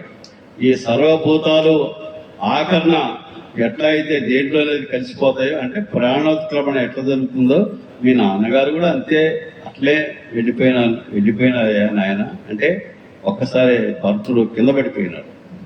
అంటే సహజంగా అంతే ఉంటుంది, ఇందాక చెప్పుకున్నట్టు కింద పడిపోయినాడు, విలవిల్లాడ్చాడు. లేచి మళ్ళీ స్ప్రో తీసుకొని, అమ్మ నాన్న ఎక్కడున్నాడమ్మా, ఇక్కడ లేడే అంటే అని మళ్ళీ కొన్ని వాళ్ళిద్దరి మధ్య ఇది జరుగుతుంది. ఏం జరుగుతుంది, ఒక సంవాదం జరుగుతుంది. అవునమ్మా, నాన్నగారు చచ్చిపోయినప్పుడు అన్నయ్య లేడా అమ్మ పక్కన, అట్లా ఎట్లా చచ్చిపోయినాడమ్మా, లక్ష్మణుడు లేడా అమ్మ, అన్నయ్య లేడా రాముడు లక్ష్మణుడు అంటే, వాళ్ళు ఎక్కడున్నారు ఆయన, వాళ్ళు అడవులకు పోయినారండి. అడవులకు పోయినారు, ఏం అర్థం కావట్లేదు చెప్పేది భర్తుడికి. వాళ్ళు అడవులకు పోవటం ఏంటి, ఈ ఇట్లా చెప్తుంది అని. ఈ 2 వరాలు కోరారు, అడవులకు పోవట్లేదంటే ఈ వరాలు అన్నమాట ఆయన సరిగ్గా వినపడలేదు ఆ ఏడుపులో హడావులో. అంటే అదేంటమ్మా, అసలు ఏం జరిగింది చెప్పు, వివరంగా చెప్పు, నాకు వివరంగా తెలవాలి, ఇప్పుడే తెలవాలి, అసలు ఏం జరిగిందంటే, ఏం లేదు నాయన భర్త కుమారా, ఎప్పుడో మీ నాన్నగారిని ఆ ఇంద్రుడితో పాటు యుద్ధానికి వెళ్ళినప్పుడు ఆయన రక్షించినప్పుడు 2 వరాలు కోరుకోమన్నాడు. నేను అవసరం వచ్చినప్పుడు కోరుకుంటాను ఆయన దగ్గర నుంచి చెప్పాను. ఇప్పుడు ఎప్పుడైతే రాముడికి యవరాజ పట్టాభిషేకం అని నిర్ణయించారో, నాకు కూడా నీకు యవరాజు పట్టాభిషేకం చేయాలని ఒక కోరిక కలిగింది. అందుకని నీకు యవరాజు పట్టాభిషేకం అదే ముహూర్తానికి రాముడు 14 సంవత్సరాలు నారచీరలతో వలకమంతో జటాజూటంతో అడవులకి వనవాసం అని నేను 2 వరాలు కోరాను ఆయన మీ నాన్నగారిని. మీ నాన్నగారు నాకు ఆ వరాలు ప్రసాదించారు. ఆ వరాల్ని అనుసరించి తండ్రి పితృవాక్య పరిపాలకుడు ఆ తండ్రి ఆజ్ఞను ధిక్కరించకుండా దాన్ని అనుగమిస్తూ తండ్రి ఆజ్ఞను పాటిస్తూ రాముడు వారు వనానికి వెళ్ళాడు. రాముడు ఆయనతో పాటు సీతమ్మని తీసుకెళ్ళాడు, సీతమ్మతో పాటు లక్ష్మణుడు కూడా వెళ్ళాడు. ఆయన నువ్వు హాయిగా ఈ కోసల దేశానికి నిష్కర్తంగా నువ్వు హాయిగా పరిపాలించవచ్చు, నువ్వే రాజువి, ఎందుకు ఏడుస్తావు ఏడవబోకు, హాయిగా పరిపాలించి వాళ్ళ నుంచి నువ్వే రాజువి, ఎవరు నీకు అడ్డమే లేరు ఎవరు అని అట్లా చెప్తుంది. భర్తుడికి చాలా చాలా కోపం వస్తుంది. మనం ఏం మాట్లాడుతున్నావు ఇంకా మొదలు కొద్దిగా ఇక ఆయన దాంట్లో కూడా మారిపోయింది. తల్లిని అనకూడదు, రాముడు చెప్తాడు తర్వాత అరణ్యకాండలో ముందు ఘట్టంలో ఉంటుంది. దుర్మార్గురాలా దురాత్మురాలా, నువ్వు చెప్పే మాటలు వింటుంటే పుండు మీద కాలు చల్లినట్టుంది, నన్ను రాజ్యం వేలమంటావా, అన్నయ్యను అడవులకు వెళ్ళాడా, నాన్నగారు నీ వల్ల నీ కోరికల వల్ల నాన్నగారు చనిపోయినాడు, ఎంత కులానికి చెడబుట్టావు, అటు కైకేయి వంశానికి చెడబుట్టావు, ఇక్కడ ఈ వంశంలో పెట్టి ఇక్కడ చెడబుట్టావు, నాన్నగారు నిన్ను ఎంతో ఇష్టపడి ఎక్కువ నిన్ను దగ్గరికి తీస్తే ఇదేనా నువ్వు చేసేది, దురాత్మురాల పాపాత్మురాల కఠినాత్మురాల, తల్లిని కూడా తల్లి చూడకుండా కూడా చాలా మాటలు మాట్లాడి ఇంకా ఏం మాట్లాడారంటే, అసలు నువ్వు ఒక్క క్షణం కూడా జీవించి ఉండటానికి వీల్లేదు, నువ్వు ఊరన్నా పోసుకొని చచ్చిపో, లేకపోతే విషం దాగి చచ్చిపో, లేకపోతే అరణ్యాలకు పో, ఎక్కడికన్నా పో, అసలు నువ్వు ఉండకూడదు ఇక్కడ చాలా దుర్మార్గురాలు, దురాత్మురాలు, కఠినాత్మురాలు, పాపాత్మురాలు అని ఆ భర్తను ఊగిపోతూ అదే కోపం అంటే ఆయనకు రాముడు అంటే అపరిమితమైన భక్తి, విశ్వాసం, ప్రేమ, అన్నయ్య అంటే గౌరవం. అంటే మీకు మనం ఇందులో అర్థం చేసుకోవాల్సింది ఏంటంటే పాపం కైకేయిది కూడా మనం తప్పు పట్టడానికి వీల్లేదండి. కైకేయి కూడా చాలా మంచిదే. కాకపోతే ఏంటంటే ఇది మహర్షి రాస్తారు, ఎదుగుచ్చయ అని ఒక పదం వాడతారు. అంటే ఇదంతా దైవ సంకల్పం, ఈశ్వర సంకల్పం. ఈశ్వర సంకల్పం అట్లా కావాలి. ఆమె చేత దేవతలు అట్లా పలికించబట్టే రాముడు అడవులకు వెళ్ళాడు సీతమ్మతో. మరి మనం బాలకాండలో చూసాం, మారీచుడిని చంపితే కూడా రామాయణం లేదు. మారీచుడిని చంపలే, 100 యోజనాల పర్యంతం విసిరేశాడు. అదే మళ్ళీ సుబాహులు చంపాడు రాముడు, మారీచుడిని చంపలేకనే. ఎందుకంటే మారీచుడే మళ్ళీ జింక లేడీ రూపంలో వచ్చి రావణాసుడు అపరించి. ఇదంతా జరగాలి, దైవ సంకల్పం. దైవ సంకల్పాన్ని ఎవరు మార్చలేరు. అందుకని అని చెప్పిన తర్వాత ఏడ్చాడు, వలవల ఏడ్చాడు, కింద పడ్డాడు, దొర్లాడు, ఏడ్చాడు, కళ్ళు ఎర్రబారిపోయినాయి ఆ బాధతో. అప్పుడిక కౌసల్య, సుమిత్ర వాళ్ళకి కొంత అలజడి వినపడ్డది. భరతుడు వచ్చాడు కాబట్టి మనం పోయి కలుద్దాం, మరి రాజు కదా, కాబోయే రాజు కదా, మనం పోయి కలుద్దాం ఒకసారి అని వాళ్ళు నిమ్మలంగా ఇద్దరు బయలుదేరి వస్తుంటే భరతుడు లేచి వాళ్ళ దగ్గరికి ఈయన వెళ్ళాడు. భరతుడు వాళ్ళ దగ్గరికి వెళ్ళటం మొదలుపెట్టాడు. వెళ్ళంగానే కౌసల్య అన్నది భరతుడిని పట్టుకొని, నాయన వచ్చావా నాయన, చాలా సంతోషం, మీ అమ్మ కోరిక తీరింది కదా. మీ అమ్మ 2 వరాలు కోరింది దశరథ మహారాజుని.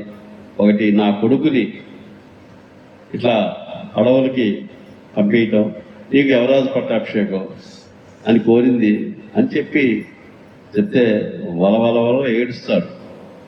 అయితే ఈ భరతుడికి ఒక పుత్ర ప్రేమ అనేది ఒకటి గుర్తుకొస్తుంది. అంటే పుత్రుడికి ఎంత ప్రేమ ఉందనేది. ఒక చోట 2 వృషభాలు పొలం దున్నుతూ కింద పడి ఆ యొక్క యజమాని మీకు తెలుసుగా ముళ్ళుగర్రలతో పొడుస్తారు, తోకలు మెలిపెడతారు. పాపం అవి తట్టుకోలేక కింద కూలిపోతుంటాయి. అది ఆ నాగళ్ళు, ఆ అరకలు లాగలేక ఒకసారి కూలిపోతే పైన ఉన్నటువంటి కామధేనువు చూసి, అదే కామధేను బిడ్డలే కదా వృషభాలు, ఎక్కడున్నా సరే కామధేనువుకి ఆవుకి పుట్టిన సంతానమే కదా ఆ వృషభాలంటే. ఆవులైనా వృషభాలైనా ఆ కామధేను చూసిందనమాట పైనుంచి. చూసి, అరే నా బిడ్డలు ఇంత బాధపడుతున్నారు అని ఆమె కన్నీటి చుక్కలు కాస్తుంది. ఆ కన్నీటి బిందువులు ఇంద్రుడు పోతున్నాడు స్వర్గంలో, ఆ ఇంద్రుడి మీద పడతాయి. ఎవరివి నా మీద నీళ్లు పడ్డాయి అది పైకి చూస్తే కామధేనుని అడిగాడు. కామధేనుడు ఏమడిగాడు, ఎందుకమ్మా ఏడుస్తున్నా, నువ్వు ఏడవలసిన అవసరం ఏంటి, అసలు నీకు అసలు ఏడిపే రాకూడదు కదా, నీకు ఏది కావాలంటే అది సృష్టించి చేయగల శక్తిమంతురాలివి, నువ్వు ఏడుస్తున్నావు అంటే, నాయన నువ్వు చెప్పింది వాస్తవమైనప్పటికీ నా బిడ్డలు 2 వృషభాలు నా సంతానం వాళ్ళు ఇబ్బంది పడుతుంటే నాకు ఏడుపు వచ్చింది అని అంటే, అప్పుడు ఆయన ఇంద్రుడు అనుకుంటాడట. ఏమనుకుంటాడు, కామధేనుకి కొన్ని వేల లక్షల మంది సంతానం ఉంది అంటే, అంతే కదా, ఉన్నటువంటి దేశంలో ఉన్నటువంటి ప్రపంచంలో ఉన్నటువంటి గోవులు, వృషభాలు అన్నీ కామధేను సంతానం ఒరిజినల్కి పోతే, మనమందరం ఎట్లయితే ఆ భగవంతుడి సంతానం లేకపోతే మన మూల పురుషుల లెక్క అయితే మనందరూ ఈ భగవంతుడు సృష్టిస్తే వచ్చిన వాళ్ళే కదా, లేకపోతే మనం ఎక్కడి నుంచి వచ్చాం మనం. అట్లే ఇంతమంది ఉన్నా కూడా ఒక 2 కొడుకులు, పుత్రులు ఇబ్బంది పడుతున్నారని కామధేను ఏడుస్తుందమ్మా. మరి అటువంటి ఇంతమంది ఉన్నా కూడా 2 పుత్రులు ఇబ్బంది పడుతున్నారని ఏడుస్తుంది. మరి కౌసల్య మాత ఎన్నో నోములు చేసి, ఎన్నో వ్రతాలు చేసి, ఎన్నో దాన ధర్మాలు చేసి, ఎన్నో యాగాలు చేసి, అశ్వమేధ యాగం, పుత్రకామేష్టి యాగం ఎన్నో చేసి లేక పుట్టిన ఒక్క కొడుకు ఆ శ్రీరాముడిని అడవులకు పంపావు కదమ్మా. ఎంత ఏడుస్తుంటుందమ్మా ఆ తల్లి, ఎంత ఏడుస్తుంది ఆ తల్లి. అది న్యాయమేనా, ధర్మమేనా అని కైకేయి అంటారు. ఒక్కడే కొడుకు, ఆ ఒక్క కొడుకుని కూడా నీ యొక్క దుష్టమైనటువంటి కోరిక వలన, నీ యొక్క నాకేదో రాజ్యం సంపాదించి పెట్టాలి అని అన్నని అడవులకు పంపావు కదమ్మా, తల్లి ఎంత శోకిస్తుందో అని కూడా చెప్పడం జరిగింది. సరే, అక్కడ ఇట్లా కౌసల్య చెప్తుంది, ఆయన నువ్వు హాయిగా ఈ రాజ్యాన్ని ఏలుకో, నీకు ఎటువంటి ఇబ్బంది ఉండదంటే, అప్పుడు భర్తుడు వాళ్ళ వాళ్ళ వాళ్ళ వాళ్ళ ఏడ్చుకుంటూ ఆ 2 పాదాల మీద పడి ఆకుండా ఏడ్చాడు, గట్టిగా పట్టుకొని ఏడిస్తే కౌసల్య మాత భర్తుడిని లేవనెత్తింది. అమ్మా, చక్కటి చెప్తాడు. ఇవన్నీ కూడా మనం భర్తుడు ఏదైతే కౌసల్యకి చెప్పాడో మనం అందరం గుర్తుంచుకోవాల్సినవి, ఆచరించాల్సినటువంటి విషయాలు ఇవన్నీ గుర్తుపెట్టుకోవాలి దయచేసి. ఎందుకంటే రామాయణంలో ఏంటంటే ఇది ఒక ఆచరణ గ్రంథం, అర్థం చదవటం కాదు. అందులో కొన్నైనా మనం అన్ని ఆచరింపబడేవి. ఎందుకంటే మనం వేదాలు చదవలేము, శాస్త్రాలు చదవలేము, ఉపనిషత్తులు చదవలేము, ఏమీ చదవలేము. కానీ ఈ రామాయణం ఒక కావ్యం కనుక చదివితే మనకి అన్ని ధర్మాలు తెలుస్తాయి, అన్ని శాస్త్రాలు తెలుస్తాయి, వేద రహస్యాలు అన్నీ తెలుస్తాయి. రామాయణంలో లేనిదంటూ లేదు. కాబట్టి అప్పుడు అంటాడు, అమ్మా మాత, కౌసల్య మాత, నన్ను నమ్మమ్మా, అన్నయ్య అడవులకు పోయేది నాకు తెలవదమ్మా, నిజం చెప్తున్నానమ్మా. నిజంగా అన్నయ్యని అడవులకి పంపటం నా కనుక నిజంగా తెలిసి ఉన్నట్లయితే, ఒక నిద్రపోతున్న ఆవుని ఒక బ్రాహ్మణుడు ఆవు తంతే ఎటువంటి నరకం అనుభవిస్తాడో, ఎటువంటి పాపం అనుభవిస్తాడో అట్లాంటిది నేను అనుభవిస్తానమ్మా, నన్ను నమ్మమ్మా. అమ్మా, అన్నయ్య అడవులకు పోయినాడనే విషయం నాకు తెలిస్తే, ముందుగా నువ్వు అనుకుంటున్నావు నాకు తెలుసని, సూర్య చంద్రుల ముందు మలమూత్రాలు విసర్జిస్తే ఎటువంటి పాపం కలుగుతుందో, ఎటువంటి నరకానికి పోతానో అటువంటి నరకానికి పోతానమ్మా నేను. అమ్మా, ఇంకా ఒక యజమాని తన దగ్గర పని చేయటానికి నౌకర్లని, పని వాళ్ళని పిలిచి వాళ్ళతో పని తీసుకొని వాళ్ళకి డబ్బులు ఇవ్వకుండా, వాళ్ళకి ధనం ఇవ్వకుండా వాళ్ళని పంపించి సంతోషపడేవాడు ఎటువంటి నరకానికి పోతాడో అటువంటి నరకానికి పోతానమ్మా నేను. అమ్మా, నన్ను నమ్మమ్మా. తర్వాత మిత్రద్రోహం చేసేవాడు ఎటువంటి నరకానికి పోతాడో అటువంటి నరకానికి పోతాడమ్మా. మంచి భార్యని వదిలిపెట్టి పరస్త్రీతో వ్యామోహం పొంది పరస్త్రీతో వ్యభిచారం చేసేవాడు ఎటువంటి నరకానికి పోతాడో, ఎటువంటి పాపానికి పోతాడో అటువంటి పాపానికి నేను పోతానమ్మా. అమ్మా కౌసల్యమాత, నన్ను నమ్మమ్మా. ఒక బ్రాహ్మణుడి చేత యాగాలు యజ్ఞాలు జరిపించుకొని ఆ బ్రాహ్మణులకు డబ్బులు ఇవ్వకుండా పంపించి ఆనందపడేవాడు ఎటువంటి పాపానికి నరకానికి పోతాడో అటువంటి పాపానికి నరకానికి నేను పోతానమ్మా, నన్ను నమ్మమ్మా అని ఇట్లా ఇవన్నీ చెప్తాడు. ఇంకా ఒక రహస్యం, నేను ఒక మిత్రుడికి ఒక రహస్యం చెప్పి వాళ్ళు జాగ్రత్తగా ఉంచు, దాన్ని ఎవరికి చెప్పబోకు అంటే, ఆ మిత్రుడు ఆ రహస్యాన్ని ఈ మిత్రుడు చెప్పిన దానికి భిన్నంగా అందరికి చెప్తే వాడు ఎటువంటి పాపానికి పోతాడో, నరకానికి పోతాడో, నేను కూడా అదే నరకానికి పోతానమ్మా. తర్వాత అర్ధాయుష్ కలిగి పిల్లలు లేకుండా ఎట్లా వాళ్ళు నరకానికి పోతారు, నేను కూడా అంతే నరకానికి పోతానమ్మా. తర్వాత రాజుని గౌరవించిన వాడు, రాజధర్మాన్ని గౌరవించిన వాడు, రాజుని గౌరవించిన వాడు ఎటువంటి నరకానికి పోతాడు, నేను కూడా అదే నరకానికి పోతానమ్మా అని ఇట్లా ఎన్నో చెప్పి కౌసల్యమాతని ఆమె కాళ్ళ మీద పడి, అమ్మ నన్ను నమ్మమ్మా, నాకు అసలు అన్నయ్య నా దేవుడమ్మా, నా సర్వస్వం అన్నయ్య, అమ్మా రాముడు నా సర్వస్వం అమ్మా, అన్నయ్య కాదమ్మా, నాకు దేవుడు తండ్రి లేడు, తండ్రి తర్వాత తండ్రి లాంటి వాడమ్మా, నాకు ఈ రాజ్యం ఎందుకమ్మా, నాకు అన్నయ్య కావాలమ్మా, నాకు రాజ్యం ఎందుకమ్మా, అన్నయ్యే నాకు కావాలి, ఈ రాజ్యము నాదే, నేను కూడా అన్నయ్య వాడినేనమ్మా, ఈ రాజ్యము అన్నయ్యది, నేను త్వాంచ మాంచ అని రాస్తాడు ఏది మహర్షి, అంటే అన్నయ్య ఈ రాజ్యము అన్నయ్యది, నేను అన్నయ్య వాడినే, ఇంకా మరి ఇక్కడ భేదం అనేది ఏం లేదు, మరి రాజ్యం అన్నయ్యది నేను వేరు కాదు, రాజ్యం అన్నయ్యది నేను అన్నయ్య వాడినే, నేను ఒక్కడే కాదమ్మా, ఈ అయోధ్య కోసల దేశ ప్రజలందరూ అన్నయ్య వాడినే, ఇందులో రెండో మాటకి తావే లేదమ్మా, నన్ను నమ్మమ్మ అని ఆ కౌసల్యాదేవిని పరిపరి విధాల ఈ మధ్యలో ఏడుస్తూ ఆగుతూ ఆమెకి ఎంతో కన్విన్సింగ్ అంటాం మనం, ఆమెకు నమ్మగలిగేటట్లు, ఇంకా ఒక అనుమానం ఉంటే పోయేటట్లు చాలా విషయాలు ఆమెతో చెప్పాడు. చివరికి కొంత గ్రహించి, ఆయన ఊరట తినము, నేను నిన్ను అర్థం చేసుకున్నాను, నువ్వు చాలా మంచివాడివి, నేను అర్థం చేసుకున్నా కాబట్టి ఏం లేదని ఇక హాయిగా నువ్వు అని తన తండ్రి గారి ఆయన మనం చెప్పుకున్న తైలద్రోణిలో ఉంచారు. ఆ తండ్రి గారి మీద పడి కూడా వలవల ఏడ్చాడు. ఆ ఏడ్చి ఆ రాత్రి సొమ్మసిల్లి ఆ రాత్రి గడిచిపోయింది అయోధ్యలో. ఆ రాత్రి గడిచిపోయిన తర్వాత మర్నాడు యథావిధిగా వశిష్ఠుల వారు అంటే అప్పటికి 7 రోజులు 14 రోజులు అయిపోయింది చనిపోయి.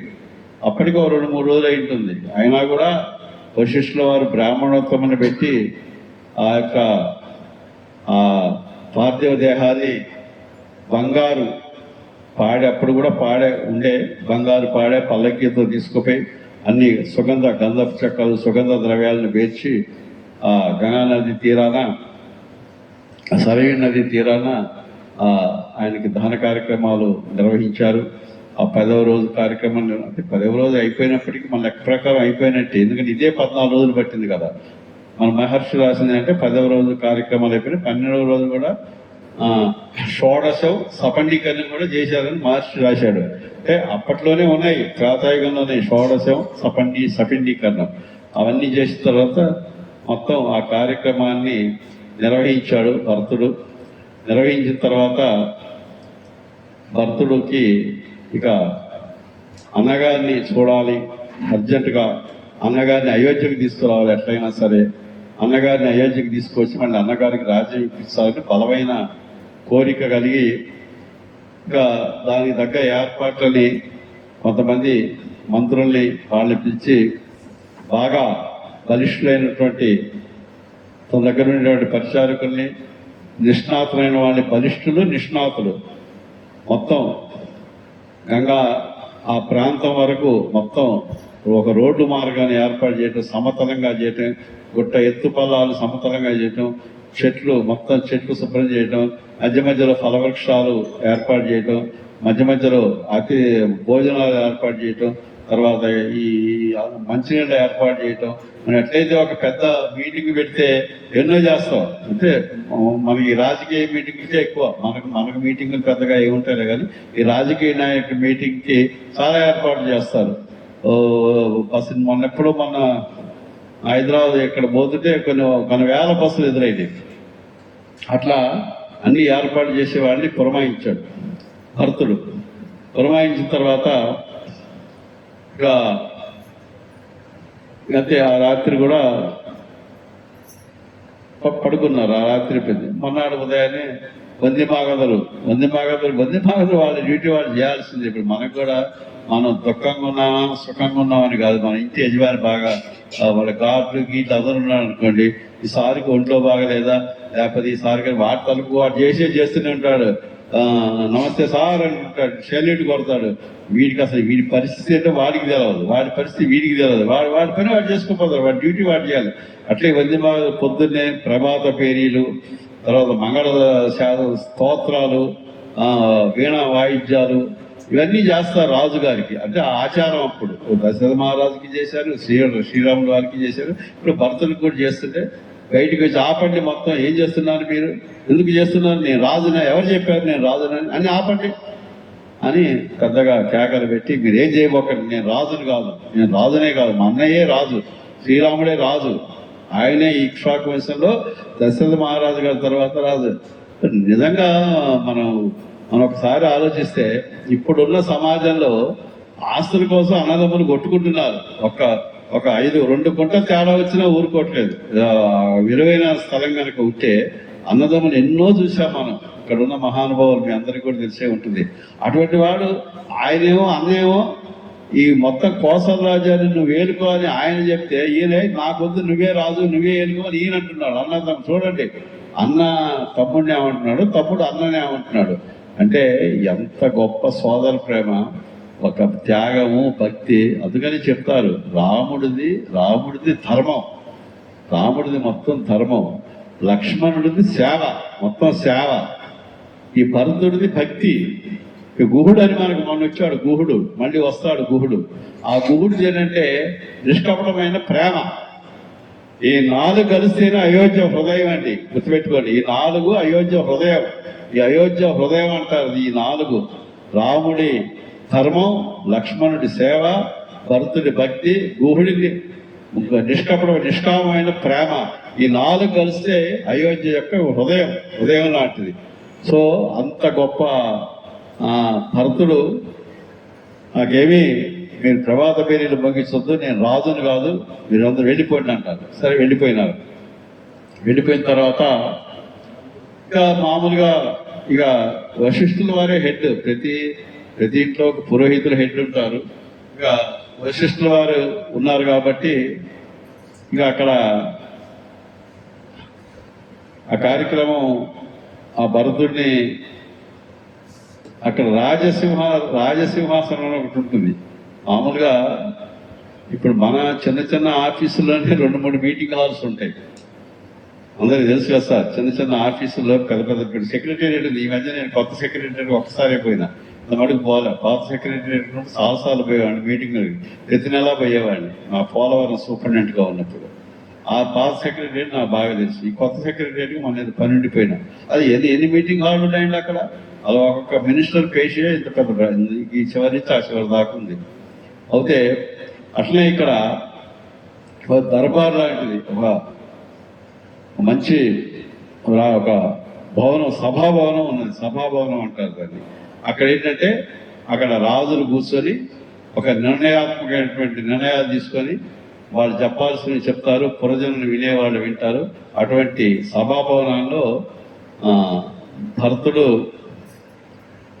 వచ్చాడు. అక్కడికి భరతుడు వస్తే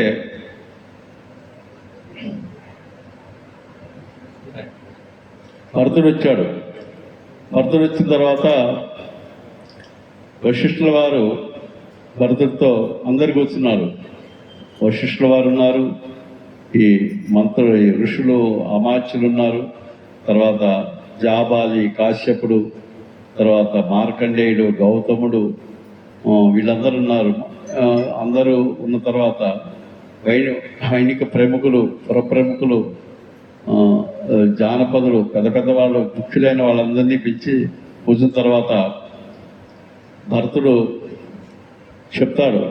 వశిష్ఠుల వారు కూడా అంటారు, అయినా నువ్వు నాన్నగారు చెప్పారు, నువ్వు ఈ దేశాన్ని పరిపాలించు, ఈ రాజు లేకపోతే చాలా ఇబ్బందులు ఉంటాయి అని. మళ్ళీ అక్కడ ఇందాకేమో ఆయన ఏం చెప్పాడంటే, భరతుడు తనకి అన్నయ్య వెళ్ళిపోతే అన్నయ్యది నాకు తెలిస్తే ఎన్ని ఒట్లు పెట్టుకున్నా అవి చెప్పాడు. ఇప్పుడు వీళ్ళు చెప్తున్నారు, ఆ రాజు లేకపోతే రాజ్యం ఎట్లుంటుందని వీళ్ళు చెప్పారు. రాజు లేకపోతే రాజ్యం ఎట్లుంటుందంటే ఆడవాళ్ళకి వాళ్ళకి భద్రత ఉండదు, స్త్రీ పురుషుల మధ్య అన్యోన్యత ఉండదు, పూజలలో దేవాలయాల్లో ఎటువంటి సంప్రోక్షణలు ఉండవు, పూజలు ఉండవు, బ్రాహ్మణులు యజ్ఞాలు యాగాలు ఉండవు, దొంగలు మితిమీరుతారు, అధర్మం మితిమీరుతుంది, వ్యాపారాలు మందకొడిగా సాగుతాయి, అంగళ్ళు ఏమీ ఉండవు, అంతా అధర్మం బాగా పెచ్చుమీరిపోతుంది, పురుషులు స్త్రీలు బయటికి రావడానికి భయపడిపోతారు, పురుషులు స్త్రీలు రథాల్లో విహరించే వాళ్ళు విహరించకుండా ఉంటారు. ఇట్లా అన్నీ చెప్తాడు. రాజు లేని రాజ్యం ఎట్లుందంటే అది నీళ్లు లేని నదిలాగా ఉంటుంది, చంద్రుడు లేని ఆకాశంలాగా ఉంటుంది. మనం ఊహించుకోండి, చంద్రుడు లేని ఆకాశాన్ని మనం ఎట్లా ఊహించుకుంటాం, నీళ్లు లేని నది, నీళ్లు లేని సముద్రం, నది ఎట్లా ఉంటుందో ఎండిపోయింది, అట్లా ఉంటుంది రాజు లేని రాజ్యం. అందరికీ చులకనైపోతాము. ఒక ఋషులకి భద్రత ఉండదు, పురజనులకు భద్రత ఉండదు, జానపదులకు భద్రత ఉండదు, ఆ స్త్రీలకు భద్రత ఉండదు, స్త్రీలు పురుషుల మధ్య అన్యోన్యత ఉండదు, కొట్టుకోటాలు ఎక్కువైతే, తగాదాలు ఎక్కువైతే, ఘర్షణలు ఎక్కువైతే, దోపిడీలు ఎక్కువైతే, దొంగతనాలు ఎక్కువైతే, అల్లకల్లోలంగా ఉంటుంది. రాజు లేకపోతే ఎన్నో అనర్థాలకి గురి కావాల్సి వస్తుంది. కాబట్టి ఖచ్చితంగా రాజు ఉండాలి అని, నువ్వే ఈ రాజ్యపాలన చేపట్టాలంటే ఆ సభాభవనం అందరినీ ఉద్దేశించి భరతుడు చెప్తాడు, మహర్షి, మహానుభావ, మహాత్మా, తండ్రి ఈ మా అమ్మ కైకమ్మ దుర్మార్గమైనటువంటి వరాలు కోరింది, నాకు తెలవదు. ఆమె ఎవరండి? నాకు రాజ్యం ఇప్పించడం అని ఆమె వరాలు కోరటం ఏంటి? నేనన్ను అడిగానా రాజ్యం అని వశిష్ఠుడు ఏమంటాడంటే ఒక చక్కటి పదం ఆడాడు. నన్ను అపహరించమంటారా? ఈ రాజ్యాన్ని దొంగతనం చేయమంటారా? దొంగతనం చేయటం ఏంటి రాజ్యాన్ని? భరతుడు దొంగతనం చేయటం ఏంటి? అపహరించడం అంటే దొంగతనం చేయటం. అపహరించమంటారా రాజ్యాన్ని అని దాని అర్థం ఏంటంటే మహర్షి చెప్పింది, ఇక్ష్వాకు వంశంలో జ్యేష్ఠుడికి రాజ్యాధికారం జ్యేష్ఠుడికి ఇవ్వాలి. మరి మా అన్నయ్య శ్రీరాముడికి రాజ్యం అధికారం. మా అమ్మ కోరింది కోరిదేమో ఆమె కోరితే కోరి ఉండొచ్చు, కానీ నా అభిప్రాయం అడగాలి కదా, నన్ను కూడా అడగాలి కదా. నేను కదా చేసేది, నాకు అర్హత ఉందా లేదా నన్ను అడగాలి, నన్ను తెలుసుకోవాలి. అయినా నేను కాదు కదా, నాకు లేదు. మరి మా అన్నయ్య రాజ్యాన్ని నన్ను మీరు ఏలుకోమంటారేంటి? మహాత్మా, నేను దొంగతనం చేసినట్టే కదా. మా అన్నయ్య రాజ్యాన్ని నేను తీసుకుంటే నేను అపహరించినట్టు, నన్ను అపహరించమంటారా? ఇదేనా మీరు నాకు చెప్పేదని వశిష్ఠుల వారిని అంటాడు. ఎవరు? భర్తలు. చక్కటి వాళ్ళిద్దరి మధ్య నడిచింది సంవాదం. అది కానే కాదు, అది ఎన్నటికీ జరగదు. నేను అయోధ్యకి అన్నయ్య ఎక్కడున్నాడో వెతుక్కొని వెళ్ళి అన్నయ్యని తీసుకొని వచ్చి అన్నయ్యకే మళ్ళీ ఇక్కడ పట్టాభిషేకం చేసి ఈ అయోధ్య కౌసల దేశానికి రాజుగా నేను ప్రకటిస్తాను. అందరూ, నేను ముందుగా అందరినీ పంపించాను కాబట్టి అందరూ నాతో పాటు మొత్తం ఉన్న వాళ్ళందరూ కూడా మనం అన్నయ్య కోసం వెళ్ళాలంటే అందరూ చాలా సంతోషపడ్డారు. ఎందుకంటే మరి అన్నయ్య కోసం అంత త్యాగం చేసి త్యాగం అన్నమాట. అందరూ నువ్వు నిజంగా చాలా గొప్పవాడివి, రాజ్యం వస్తే వదులుకొని పెద్ద గొప్ప కౌసల దేశం అంటే చాలా పెద్ద దేశం, అటువంటి రాజ్యం వస్తే ఆ భోగాన్ని వదులుకొని నువ్వు అన్నయ్య కోసం అన్నయ్యకి రాజ్యం ఇప్పించాలని నువ్వు ఎంతో తపన చెందుతున్నావు. కాబట్టి అందరూ మునులు, బ్రాహ్మణులు, వైదిక ప్రేమణులు, పురజనులు, బ్రాహ్మణోత్తములు, జానపదులు, ఇక ఒకళ్ళేమిటి అందరూ మొత్తం బయలుదేరటానికి సిద్ధంగా ఉన్నారు. సిద్ధంగా ఉన్నప్పుడు దానికి తగ్గటువంటి ఆయన భరతుడు చెప్తాడు, నేను అందరినీ ముందే కొంతమందిని ఏర్పాటు చేశాను, చాలా శరీర దారుఢ్యం కలిగిన వాడిని, నిష్ణాతులైన వాడిని, కొన్ని రంగాల్లో నిష్ణాతులైన వాడిని. వాళ్ళు వెళ్ళి అవన్నీ సమతలం చేసి ఎక్కడెక్కడ ఏ అవసరాలు ఉన్నాయో అవసరాలు తీరుస్తారు. భోజనాల ఏర్పాట్లు, నిద్రించే ఏర్పాట్లు అన్నీ చేస్తారు. కాబట్టి నా నిర్ణయం వల్ల అయోధ్యకు వెళ్ళి అదే రాముడి కొరకు వెళ్ళి రాముడిని ఇక్కడికి తీసుకురావటమే, ఇదే నా నిర్ణయం. అది ఏమైనా కానీ ఒకవేళ రాముడు కనుక రానంటే నేను కూడా జటలు కట్టుకొని నార చీరలు కట్టుకొని నేను కూడా వనవాసమే చేస్తాను, అయోధ్యకి రానని చెప్తాడు, కరాఖండిగా చెప్తాడు. అట్లా చెప్పేటప్పటికల్లా వాళ్ళు కూడా అంతా సంతోషపడతారు. రాముడు ఇక్కడికి వస్తాడంటే అంతకంటే కావాల్సిందని ఇక అందరూ ఎవరి ఇళ్ళకి వాళ్ళు వెళ్ళి తయారవుతున్నారు ప్రయాణానికి. మనం ఎట్లయితే ఈ పెళ్ళిళ్ళకి పోయేటప్పుడు తయారైతే కదా, పెట్టే బేడ వేసుకొని తయారయ్యి ఆ బండ్లలో నువ్వు కారులో ముందు కూర్చుంటావా వెనక కూర్చుంటావా, అక్కడ పేజీలు వస్తుంటాయి. ముందైతేనే నేను వస్తా అంటాడు ఒకడు, ముందైతే నేను రానంటాడు ఒకడు. సహజంగా జరిగే వెంకటేశ్వరరావు కరెక్టేనా? ముందు వస్తా అంటాడు ఒకడు, ముందు సీట్ అయితేనే వస్తా అంటాడు. బస్సులో వెనకైతే నేను రానులేండి వెనక ఎవరు కూర్చుంటాడు. అప్పుడు అందరూ ముందు కూర్చోంటే ఎట్లా గుర్తు సాధ్యపడదు కదా. అట్లనే ఇది పోయే దండు కూడా మరి మామూలు దండు కాదు, మామూలు అదే ఇద్దరు ముగ్గురితో పోతే అది. సో ఇప్పుడు ఈ ఘట్టంతో మనం భరతుడు రాముడి కోసం వెళ్తాడు. ఇక అది మనం వచ్చే వారం చెప్పుకుందాం. మరి వచ్చే వారం నేను అనుకున్నది ఏంటంటే ఇవాళ అది కూడా అయితే పాదుకా పట్టాభిషేకం అనేది చాలా గొప్ప ఘట్టం అండి. ఇందులో తర్వాత భరద్వాజముని దగ్గర జరిగే సందర్భం కూడా చాలా అక్కడ నిజంగా చెప్తుంటే నేను చాలా హృదయంగా ఉంటుంది, వినబుద్ధి. నిజంగా నిజమా కళ అక్కడ జరిగింది అనేది పాదుకా పట్టాభిషేకం. అది మనం పాదుకా పట్టాభిషేకం గురించి శ్రేష్ఠ గారు మా కోఆర్డినేటర్ గారు వివరిస్తారు మా మీటింగ్ అనంతరం. సో ఇక్కడితో మనం అనుకున్న టైము సరిపోయింది కాబట్టి ఇక్కడితో మనం ఈ రోజుకి ఇది చెప్పుకుందాము.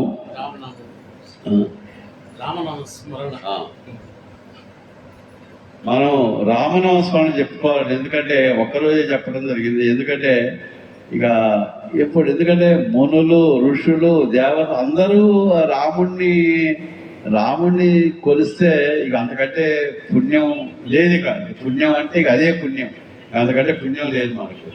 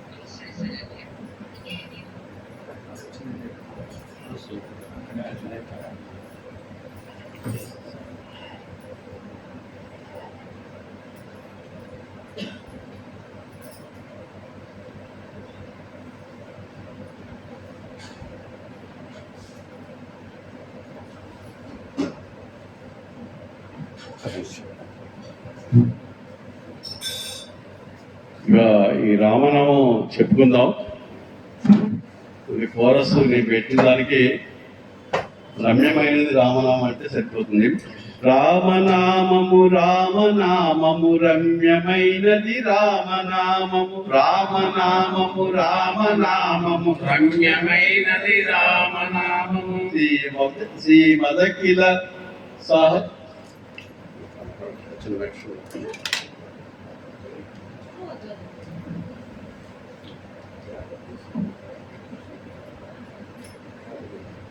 బ్రహ్మ సత్యం జగత్ మిథ్యాదానమే శ్రీరామనామము, రామనామము రామనామము రమ్యమైనది రామనామము.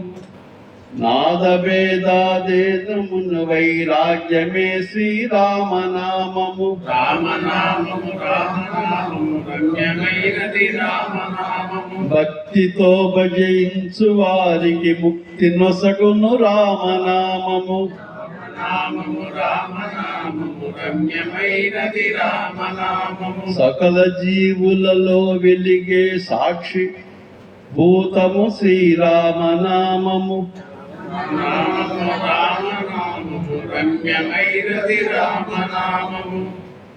జన్మ మృత్యుంజరా వ్యాధుల దక్కపరుచు రామనామము, రామనామము రామనామము రమ్యమైనది రామనామము. దేశరాగా లోభమోహములను త్రెంచునది శ్రీరామనామము, రామనామము రామనామము రమ్యమైనది రామనామము. ఆంజనేయుని వంటి భక్తుల ఆశ్రయము శ్రీరామనామము, రామనామము రామనామము రమ్యమైనది రామనామము. సృష్టి స్థితిలయకారులకు సూక్ష్మ రూపము రామనామము, రామనామము రామనామము రమ్యమైనది రామనామము.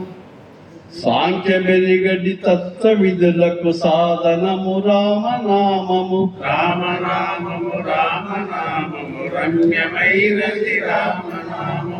నిర్వికారము నిర్వికల్పము నిర్గుణము శ్రీరామనామము, రామనామము రామనామము రమ్యమైనది రామనామము. కోటి జన్మల పాపమెల్లను రూపుమాపును శ్రీరామనామము, రామనామము రామనామము రమ్యమైనది రామనామము. రామనామము రామనామము రమ్యమైనది రామనామము, రామనామము రామనామము రమ్యమైనది రామనామము. ఉమా కాంతాయ కాంతాయ కావితార్థ ప్రదాయనే శ్రీ గిరీశాయ దేవాయ మణినాథాయ మంగళం, మంగళం కోసలేంద్రాయ మహనీయ గుణాత్మనే చక్రవర్తి తనూజాయ సార్వభౌమాయ మంగళం, శ్రీ కాంతాయ కాంతాయ కళ్లయ నరేంద్రి వెంకట నివాసాయ శ్రీనివాసాయ మంగళం. స్వస్తి ప్రజా పరిపాలనంత న్యాయన మార్గేణ మహిమేష గో బ్రాహ్మణ సో నిత్య లోకా సమస్త సుఖినం. ఓం శాంతి శాంతి శాంతి. స్వస్తి. శ్రేష్ఠ గారు ప్లీజ్ కంటిన్యూ. జై శ్రీరామ్. ఈరోజు మనకు అద్భుత ప్రవచనాన్ని అందించిన శ్రీ బసవరాజు ఉపేంద్రరావు గారికి కృతజ్ఞతలు నమస్కారములు తెలియజేస్తున్నాను. మనం ప్రారంభించుకున్న నాటి నుండి కూడా శ్రీమద్ రామాయణ ప్రవచనం చాలా అత్యద్భుతంగా జరుగుతోంది. భగవద్భక్తులందరూ కూడా చక్కగా ప్రోత్సహిస్తున్నారు. మన కార్యక్రమం ఎంతో సంతోషంగా, ఆహ్లాదంగా, ఒక ఆత్మీయంగా జరుగుతోంది. మరి మనం ఈ పాదుక పట్టాభిషేకంలోకి ప్రవేశించబోతున్నాము. మన శ్రీరామచంద్రుల వారి యొక్క పాదుకలకు మాత్రమే పట్టాభిషేకం జరగటం మనం గమనించవలసిన విషయం. భరతుడు ఎంతో భక్తి శ్రద్ధతోని ఆ శ్రీరాముని పాదుకల్ని తీసుకువచ్చి పట్టాభిషేకం చేసి ఆ పరిపాలన సాగించారు. అంతటి భక్తి శ్రద్ధలతోని మనం కూడా మన ఈ ప్రవచన కార్యక్రమంలో భాగంగా ఆ పాదుకల్ని తీసుకువచ్చి ఇక్కడ మనం సేవించుకుందాం. ఆ పాదుకల్ని కూడా మనం అందరం కూడా మన శిరస్సు నందు ధరించి మనం కూడా ఆ యొక్క పుణ్యాన్ని పొందుదాము. కనుక ఈ నెక్స్ట్ 23వ తారీఖు వచ్చే గురువారం అధిక సంఖ్యలో అందరూ కూడా విచ్చేసి ఈ అద్భుత ప్రవచనాన్ని, ఈ కార్యక్రమంలో పాల్గొనే అవకాశాన్ని పొందవలసిందిగా మనస్ఫూర్తిగా కోరుతున్నాను.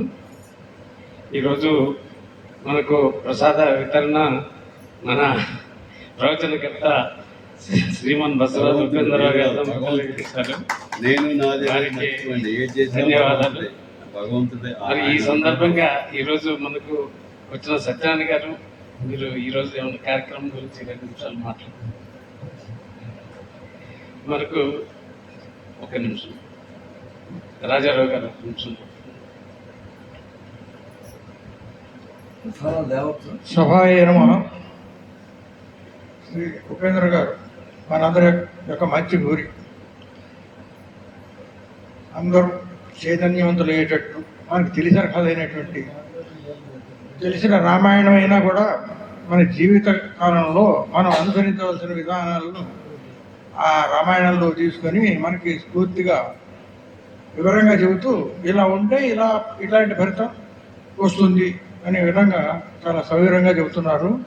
కథ అందరికీ తెలిసిందే అయినా సన్నివేశాన్ని బట్టి మనిషి యొక్క రాముల వారు నిజంగానే మనిషి రూపంలో వచ్చారు. భగవంతుడిగా ఆయన దుఃఖాన్ని సుఖాన్ని ఎట్లా అనుభవించాడు.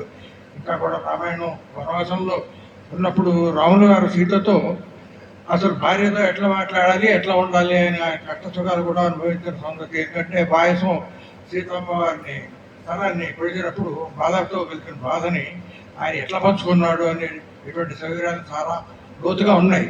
అటువంటి కూడా విమర్శ చేసి మనకు అర్థమైతే మన జీవితకాలంలో సుఖం ఎట్లా వస్తుంది, దుఃఖం ఎట్లా వస్తుంది, వస్తే దాన్ని అనుభవిస్తూనే ఎట్లా ప్రత్యామ్నాయం ఆలోచించుకోవాలి, మనకి ముందుకు ఎట్లా పోవాలి అనేటువంటి విషయాలు చాలా రామాయణంలో చాలా అంతర్గతంగా ఉన్న విషయాలన్నీ తీసి బహిర్గతంగా చేస్తూ మనకి ఒక విధమైన స్ఫూర్తి కలిగిస్తున్నారు. మనలో ఉన్న విషయమైనా స్ఫూర్తి కలిగించి మళ్ళీ రెన్యువల్ చేస్తున్నారు. ఇది చాలా విషయం, మంచి విషయం. ఇటువంటి కొనసాగాలని ఆశిస్తూ సభ ఈ అవకాశం ఇచ్చినందుకు నేను ధన్యవాదాలు జరుగుతున్నాను. Thank you very much sir. మన ప్రవచనకర్త ఉపేంద్రరావు గారు ఈ సుదూర ప్రాంతానికి వెళ్ళి కూడా, అంటే గుల్బర్గా దగ్గర ఒక క్షేత్రానికి వెళ్ళి ఈరోజు మధ్యాహ్నానికి చేరుకున్నారు. అంటే మేము మరి ఈ రోజైనా పోస్ట్ పోన్ చేద్దాము, ఇంత శ్రమకి ఇదంతా కూడా ఇబ్బంది అవుతుంటే కూడా వారు ఈ కార్యక్రమాన్ని కొనసాగించాలనే అపేక్షతోని మనకు ఆ కంటిన్యూటీ ఇవ్వడానికి ఎంతో శ్రమకు వచ్చినందుకు వారికి ధన్యవాదాలు తెలుసుకుని చెప్తూ మీరు ప్రసాదాలు శ్రీనివాసరావు భగవంతుడి కృప ఉంటుందనడానికి ఇదే నిదర్శనం. ఎందుకంటే ఈ గత 4 రోజుల్లో నేను 1500 కిలోమీటర్లు ప్రయాణం చేశా కారులో. 1500 కిలోమీటర్లు ఈ 4 రోజుల్లో. ఒక్క కిలోమీటర్ కాదు, 2 కిలోమీటర్లు కాదు, పూర్తిగా టైర్ అయిపోయినా బాగా. అసలు ఇవాళ చెప్పగలుగుతానా లేదా అనే సందేహం వచ్చింది. ఒక రకమైన అదృష్టం ఏంటంటే ఈ రామాయణ ప్రవచనం చేస్తున్నప్పుడే నాకు ఈ యొక్క దేవాలయాల సందర్శన, కంచి కామకోటి పీఠాధిపతి వారిని దర్శించుకోవటం, శృంగేరి చిన్నస్వామి వారిని పాదుక పూజ చేసుకోవటం, వారి దర్శన భాగ్యం కలగటం, ఇటు కొండగట్టు ఆంజనేయ స్వామిని ముందుగా, ఎందుకంటే మనం ఆంజనేయ స్వామి అంటే ఇంకా రామాయణం అంతా ఆయనతోనే ఉంటుంది. ఆంజనేయ స్వామిని దర్శించుకున్నా, వేములవాడ దర్శించుకున్నా, కొమరవెల్లి మల్లికార్జున స్వామిని దర్శించుకున్నా, అక్కడి నుంచి మొన్న మా అల్లుడు గారు మేము అనుకోకుండా గానుగాపురం వెళ్ళడం జరిగింది. గానుగాపురంలో పెద్ద హోమం జరిగింది. అక్కడ ఉన్నటువంటి పెద్ద ఋషేంద్ర స్వామీజీ, ఇప్పుడున్న స్వామీజీ, దాదాపు రాత్రి 10 గంటల నుంచి తెల్లారి గంటల 3 దాకా జరిగింది హోమం. దాదాపు 4 గంటలు హోమం చేశారు, మంచి హోమం. అదంతా చూసుకొని నిన్న గుల్బర్గా నుంచి గానుగాపురం నుంచి రాత్రి 7ంటికి హైదరాబాద్ వచ్చాం. మళ్ళీ పొద్దున్న మా చెల్లెలు బావగారు వాళ్ళు వస్తుంటే వాళ్ళ కారులో మళ్ళీ పొద్దున 10ంటికి బయలుదేరి 1:30కి వచ్చాం. అసలు 4 రోజులు కంటిన్యూస్ జర్నీ, బాగా టైర్డ్, నిద్ర ఉందా లేదా అనేది బడలిక. అసలు ఇవాళ చెప్పగలుగుతామా లేదా అని అది స్వామికి దండం పెట్టుకున్నా. ఆయన అనుగ్రహంతోనే నేను మీ ముందు ఇవాళ ఇంత మాత్రం చెప్పగలిగానంటే ఆయన అనుగ్రహమే, స్వామివారి అనుగ్రహమే చెప్పగలిగా. ఎందుకంటే వయసు రీత్యా ఇన్ని కిలోమీటర్లు ప్రయాణం చేస్తే కొంచెం రెస్ట్ కావాలి, 1500 కిలోమీటర్లు. అయినా కూడా ఆ స్వామివారి అనుగ్రహం వల్ల ఇది చెప్పగలిగినందుకు ఆ స్వామివారికి నిండు మనసుతో హృదయపూర్వకంగా శిరస్సు ఉంచి ప్రణామాలు చెప్తూ మీ అందరూ కూడా ఆదరించినందుకు మీ అందరికీ కూడా నమస్కారాలు చెప్తున్నాను. మళ్ళీ మనకు ఈ కార్యక్రమం గురించి యథాతథ విశ్లేషణ సౌందరరాజన్ గారు వాళ్ళు పూర్తి స్థాయిలో మనకు అందజేస్తారు. మరి ఈరోజు 2 నిమిషాలు ఈ కార్యక్రమం. జై శ్రీమన్నారాయణ. శ్రీమతే రామానుజాయ నమః. ఈరోజు ప్రవచనకర్త గారు చాలా చక్కటి విషయాల్ని ప్రవచనం చేశారు. ఈరోజు ప్రవచనంలో కనుక 5 విభాగాలుగా కనుక మనం చూసుకున్నట్లయితే, మొదటి భాగంలో యోగక్షేమాల గురించి ఎలా ఉంటాయి, ఏంటి యోగం ఏంటి, క్షేమం ఏంటి అనేటువంటి విషయాన్ని కూడా చాలా చక్కగా విశదీకరించారు. అందరూ కూడా తెలుసుకోవాల్సినటువంటి విషయం అది. అయితే భరతుడిని పిలుచుకోరమ్మని వశిష్ఠ మహాముని ఆదేశించడంతో బయలుదేరినటువంటి వాళ్ళు ప్రయాణం చేసినటువంటి ప్రాంతాలని, నదుల్ని, పట్టణాలని, దుర్గాలని కూడా ప్రవచనకర్త గారు తడుముకోకుండా ఎంతో చక్కగా ఎక్కడ చూడకుండా చెప్పగలిగారు. నిజంగా అది వారి జ్ఞాపక శక్తి అన్నది ఆ రామచంద్ర స్వామి వారికి ప్రసాదించారని చెప్పి మనం అనుకోవాలి. ఎందుకంటే భరతుడు వెళ్ళేటప్పుడు కలిసినటువంటి పట్టణాలు, నదులు, దుర్గాలు, మళ్ళా తిరిగి వచ్చేటప్పుడు కలిసినటువంటి నదులు, దుర్గాలు, పట్టణాలు కూడా చాలా తేడాగా ఉన్నాయి. అవన్నీ కూడా చాలా విశదీకరించారు. నిజంగా ఇది అమోఘమైనటువంటి జ్ఞాపక శక్తికి ఒక నిదర్శనం. ఇది కలిగింది అంటే ఆ రామచంద్రులు ఆయనకి, ఆ స్వామివారు ఆయన మనసులో చేరి ఇవన్నీ కూడా ఆయనతో చెప్పించగలరు. ఇకపోతే దుఃఖం ఏ విధంగా ఉంటుంది, దుఃఖం వచ్చినప్పుడు మనిషి పడేటటువంటి ఆవేదన ఏ విధంగా ఉంటుంది, ఆ దుఃఖాన్ని ఎలా జయించాలి, ఆ దుఃఖం ఏ సందర్భంలో వస్తుంది, ఎందుకు వస్తుంది అనేటువంటి విషయాన్ని కూడా ఇక్కడ ప్రవచనకర్త గారు చాలా చక్కగా చెప్పారు. తండ్రి మరణవార్త విన్నటువంటి భరతుడు పడినటువంటి ఆవేదనని ఎంతో చక్కగా వివరించారు. తల్లి అని కూడా చూడకుండా కైకకి ఉన్నటువంటి దుర్బుద్ధిని, కైకకు ఉన్నటువంటి మనస్తత్వాన్ని మొదటి నుండి తెలుసుకున్నటువంటి వ్యక్తిగా భరతుడు ఇక్కడ తన యొక్క తల్లిని కూడా ఏ విధంగా ద్వేషించాడనేటువంటి విషయాన్ని కూడా ప్రవచనకర్త చాలా చక్కగా ఇక్కడ వివరించారు.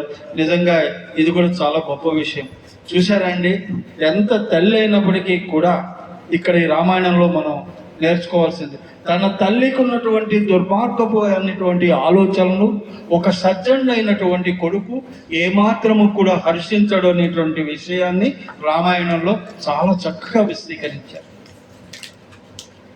నిజంగా అందుకనే రామాయణం ఇన్ని సంవత్సరాలు అయినప్పటికీ కూడా ఎంతో తేజోమయంగా విరసిల్లుతోందంటే ఇంత చక్కటి నీతికరమైనటువంటి విషయాలు ఉండటమే. నరకం గురించి భరతుడు చెప్పాడండి. ఎంత చక్కగా చెప్పాడండి భరతుడు.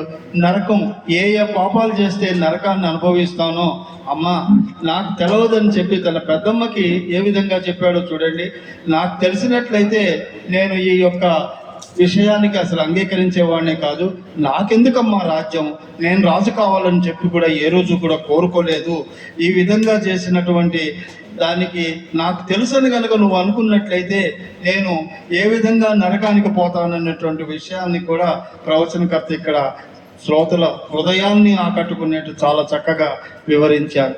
అంటే ఒక తప్పు మనం చేసేటప్పుడు భవిష్యత్తులో మనకి ఏం జరుగుతుంది, మనం పరమపదించిన తర్వాత ఏ విధమైనటువంటి అనుభవాలు మనకి ఎదురవుతాయో అన్నది తెలియచేసేది ఈ రామాయణ మహాగ్రంథం. లేకపోతే అయోధ్యలోకి భరతుడు ప్రవేశించటం, తర్వాత ఆ రాజమందిరంలోకి వెళ్ళటం, వశిష్ఠుడు మహర్షి తనని పట్టాభిషేకం చేస్తామని చెప్పి అంటే అతను ఎంత కోపంగా ఆవేశంగా తిరస్కరించారో చూసి తను అన్న మీద ఉన్నటువంటి ప్రేమని ఏ విధంగా తెలియజేశాడో చూడండి. ఇక్కడ నేను అన్నగారిని ఏదో రకంగా బతిమలాడి తీసుకువచ్చి నేను అన్నగారిని పట్టాభిషేకం చేస్తాను, నాకు ఈ రాజ్యం అక్కర్లేదు అన్నారు. చూసారా, తల్లి తన కొడుకుని రాజుగా చేయాలని ఎంతో కోరికతో ఒక తన యొక్క ఏది పురాణాల్లో కానివ్వండి, ప్రజల్లో కానివ్వండి, పురజనుల్లో కానివ్వండి ఎంతో ఏకభావానికి గురవుతానని కూడా ఊహించకుండా తన కొడుకుని రాజ్యాధిపతిని చేయాలనుకుంది. కానీ ఆ కొడుకు మాతృప్రేమతో తన అన్నైనటువంటి రాముణ్ణి రాజుగా చేయాలనేటువంటి కోరికతో తను తిరస్కరించి రాముణ్ణి తీసుకురావడానికి బయలుదేరతానంటాం. వీళ్ళెవరికి కూడా చెప్పకుండా ఆ మార్గ మధ్యాన్ని శుభ్రం పరిచి అందరూ వెళ్ళటానికి ప్రయాణానికి అనుకూలంగా ఏర్పాట్లు కూడా చేయటం అన్నది నిజంగా మాతృప్రేమ అన్నది ఎంత గొప్పదో ఈ రామాయణం వల్లే మనకి తెలుస్తుంది. నిజంగా రామాయణం అంత గొప్పదండి. తల్లి ప్రేమ, తండ్రి ప్రేమ, తమ్ముడి ప్రేమ, భర్త ప్రేమ, భార్య ప్రేమ, ఇన్ని ప్రేమల్ని కలబోసినటువంటి మహాకావ్యమే రామాయణం. ఆ మహాకావ్యాన్ని తన అమృత మధురమైనటువంటి జ్వాలతో మన అందరికీ అందిస్తున్నటువంటి ప్రవచనకర్త శ్రీ బసవరాజు ఉపేంద్రరావు గారు ఎంతో ధన్యులు. అది వింటున్న మనం కూడా ఎంతో ధన్యులం. వారికి ఆ శ్రీ మహావిష్ణువు మంగళాశాసనాలు అందచేయాలని కోరుకుంటూ జై శ్రీమన్నారాయణ. సౌందర్య రాజన్ గారికి చాలా చాలా కృతజ్ఞతలండి. మళ్ళీ రేపు ఎలాగూ మళ్ళీ వారి విశ్లేషణని మరోసారి చదివి తన్మయత్వం చెందుదాము. మన మిత్రుల్లో ఒక నిమిషం. సభాయనమా శ్రీ ఉపేంద్రరావు గారికి పాదాభివందనాలు. ఉపేంద్రరావు గారు నాకు చాలా పరిచయం, చాలాసార్లు పరిచయం. కానీ ఏమైనా రెవెన్యూ విషయాలు అడిగేవాడు కానీ వారిలో ఇటువంటి మన ఇంత విజ్ఞానము, జ్ఞానము, ఇంత రామాయణం గురించి తెలిసింటే నేను చాలాసార్లు నాకున్నటువంటి సందేహాలను తీర్చుకునేవాడిని. అయితే నేను కృష్ణమూర్తి గారు, పరసా రంగారావు గారు నాకు ఒక 4-5 సార్లు చెప్పడం జరిగింది. కానీ ఇప్పుడు ఇక్కడికి వచ్చిన తర్వాత చూసిన తర్వాత అరే నేను ఎంత కోల్పోయాను నేను రాకపోవటం. అయితే ఒక చిన్న తార్కాణం అండి. ఇది విన్న తర్వాత నేను కాకతాళీయంగా అందరినీ యోగక్షేమాలు అడుగుతాం. కానీ ఆ యోగక్షేమము, యోగంలో ఉన్నటువంటి ప్రాశస్త్యాన్ని నిజంగా అద్భుతంగా చెప్పారు. వారికి నా హృదయపూర్వక కృతజ్ఞతలు. వారికి మరొకసారి ధన్యవాదాలు చెప్తూ నాకు ఈ అవకాశం ఇచ్చినందుకు. నాకు తెలిసింది మామూలుగా గ్రంథం గురించి, ఈ రామాయణం గురించి చదువుకున్నా కానీ ఇంత విపులంగా ఇంత ఉన్నది అనేది ఈరోజు తెలుసుకున్నాను. సోదర స్తోత్రులకి అందరికీ నా నమస్కారం. ఒక్క నిమిషం, మన రాజారావు గారు వారు ఒక 2 నిమిషాలు.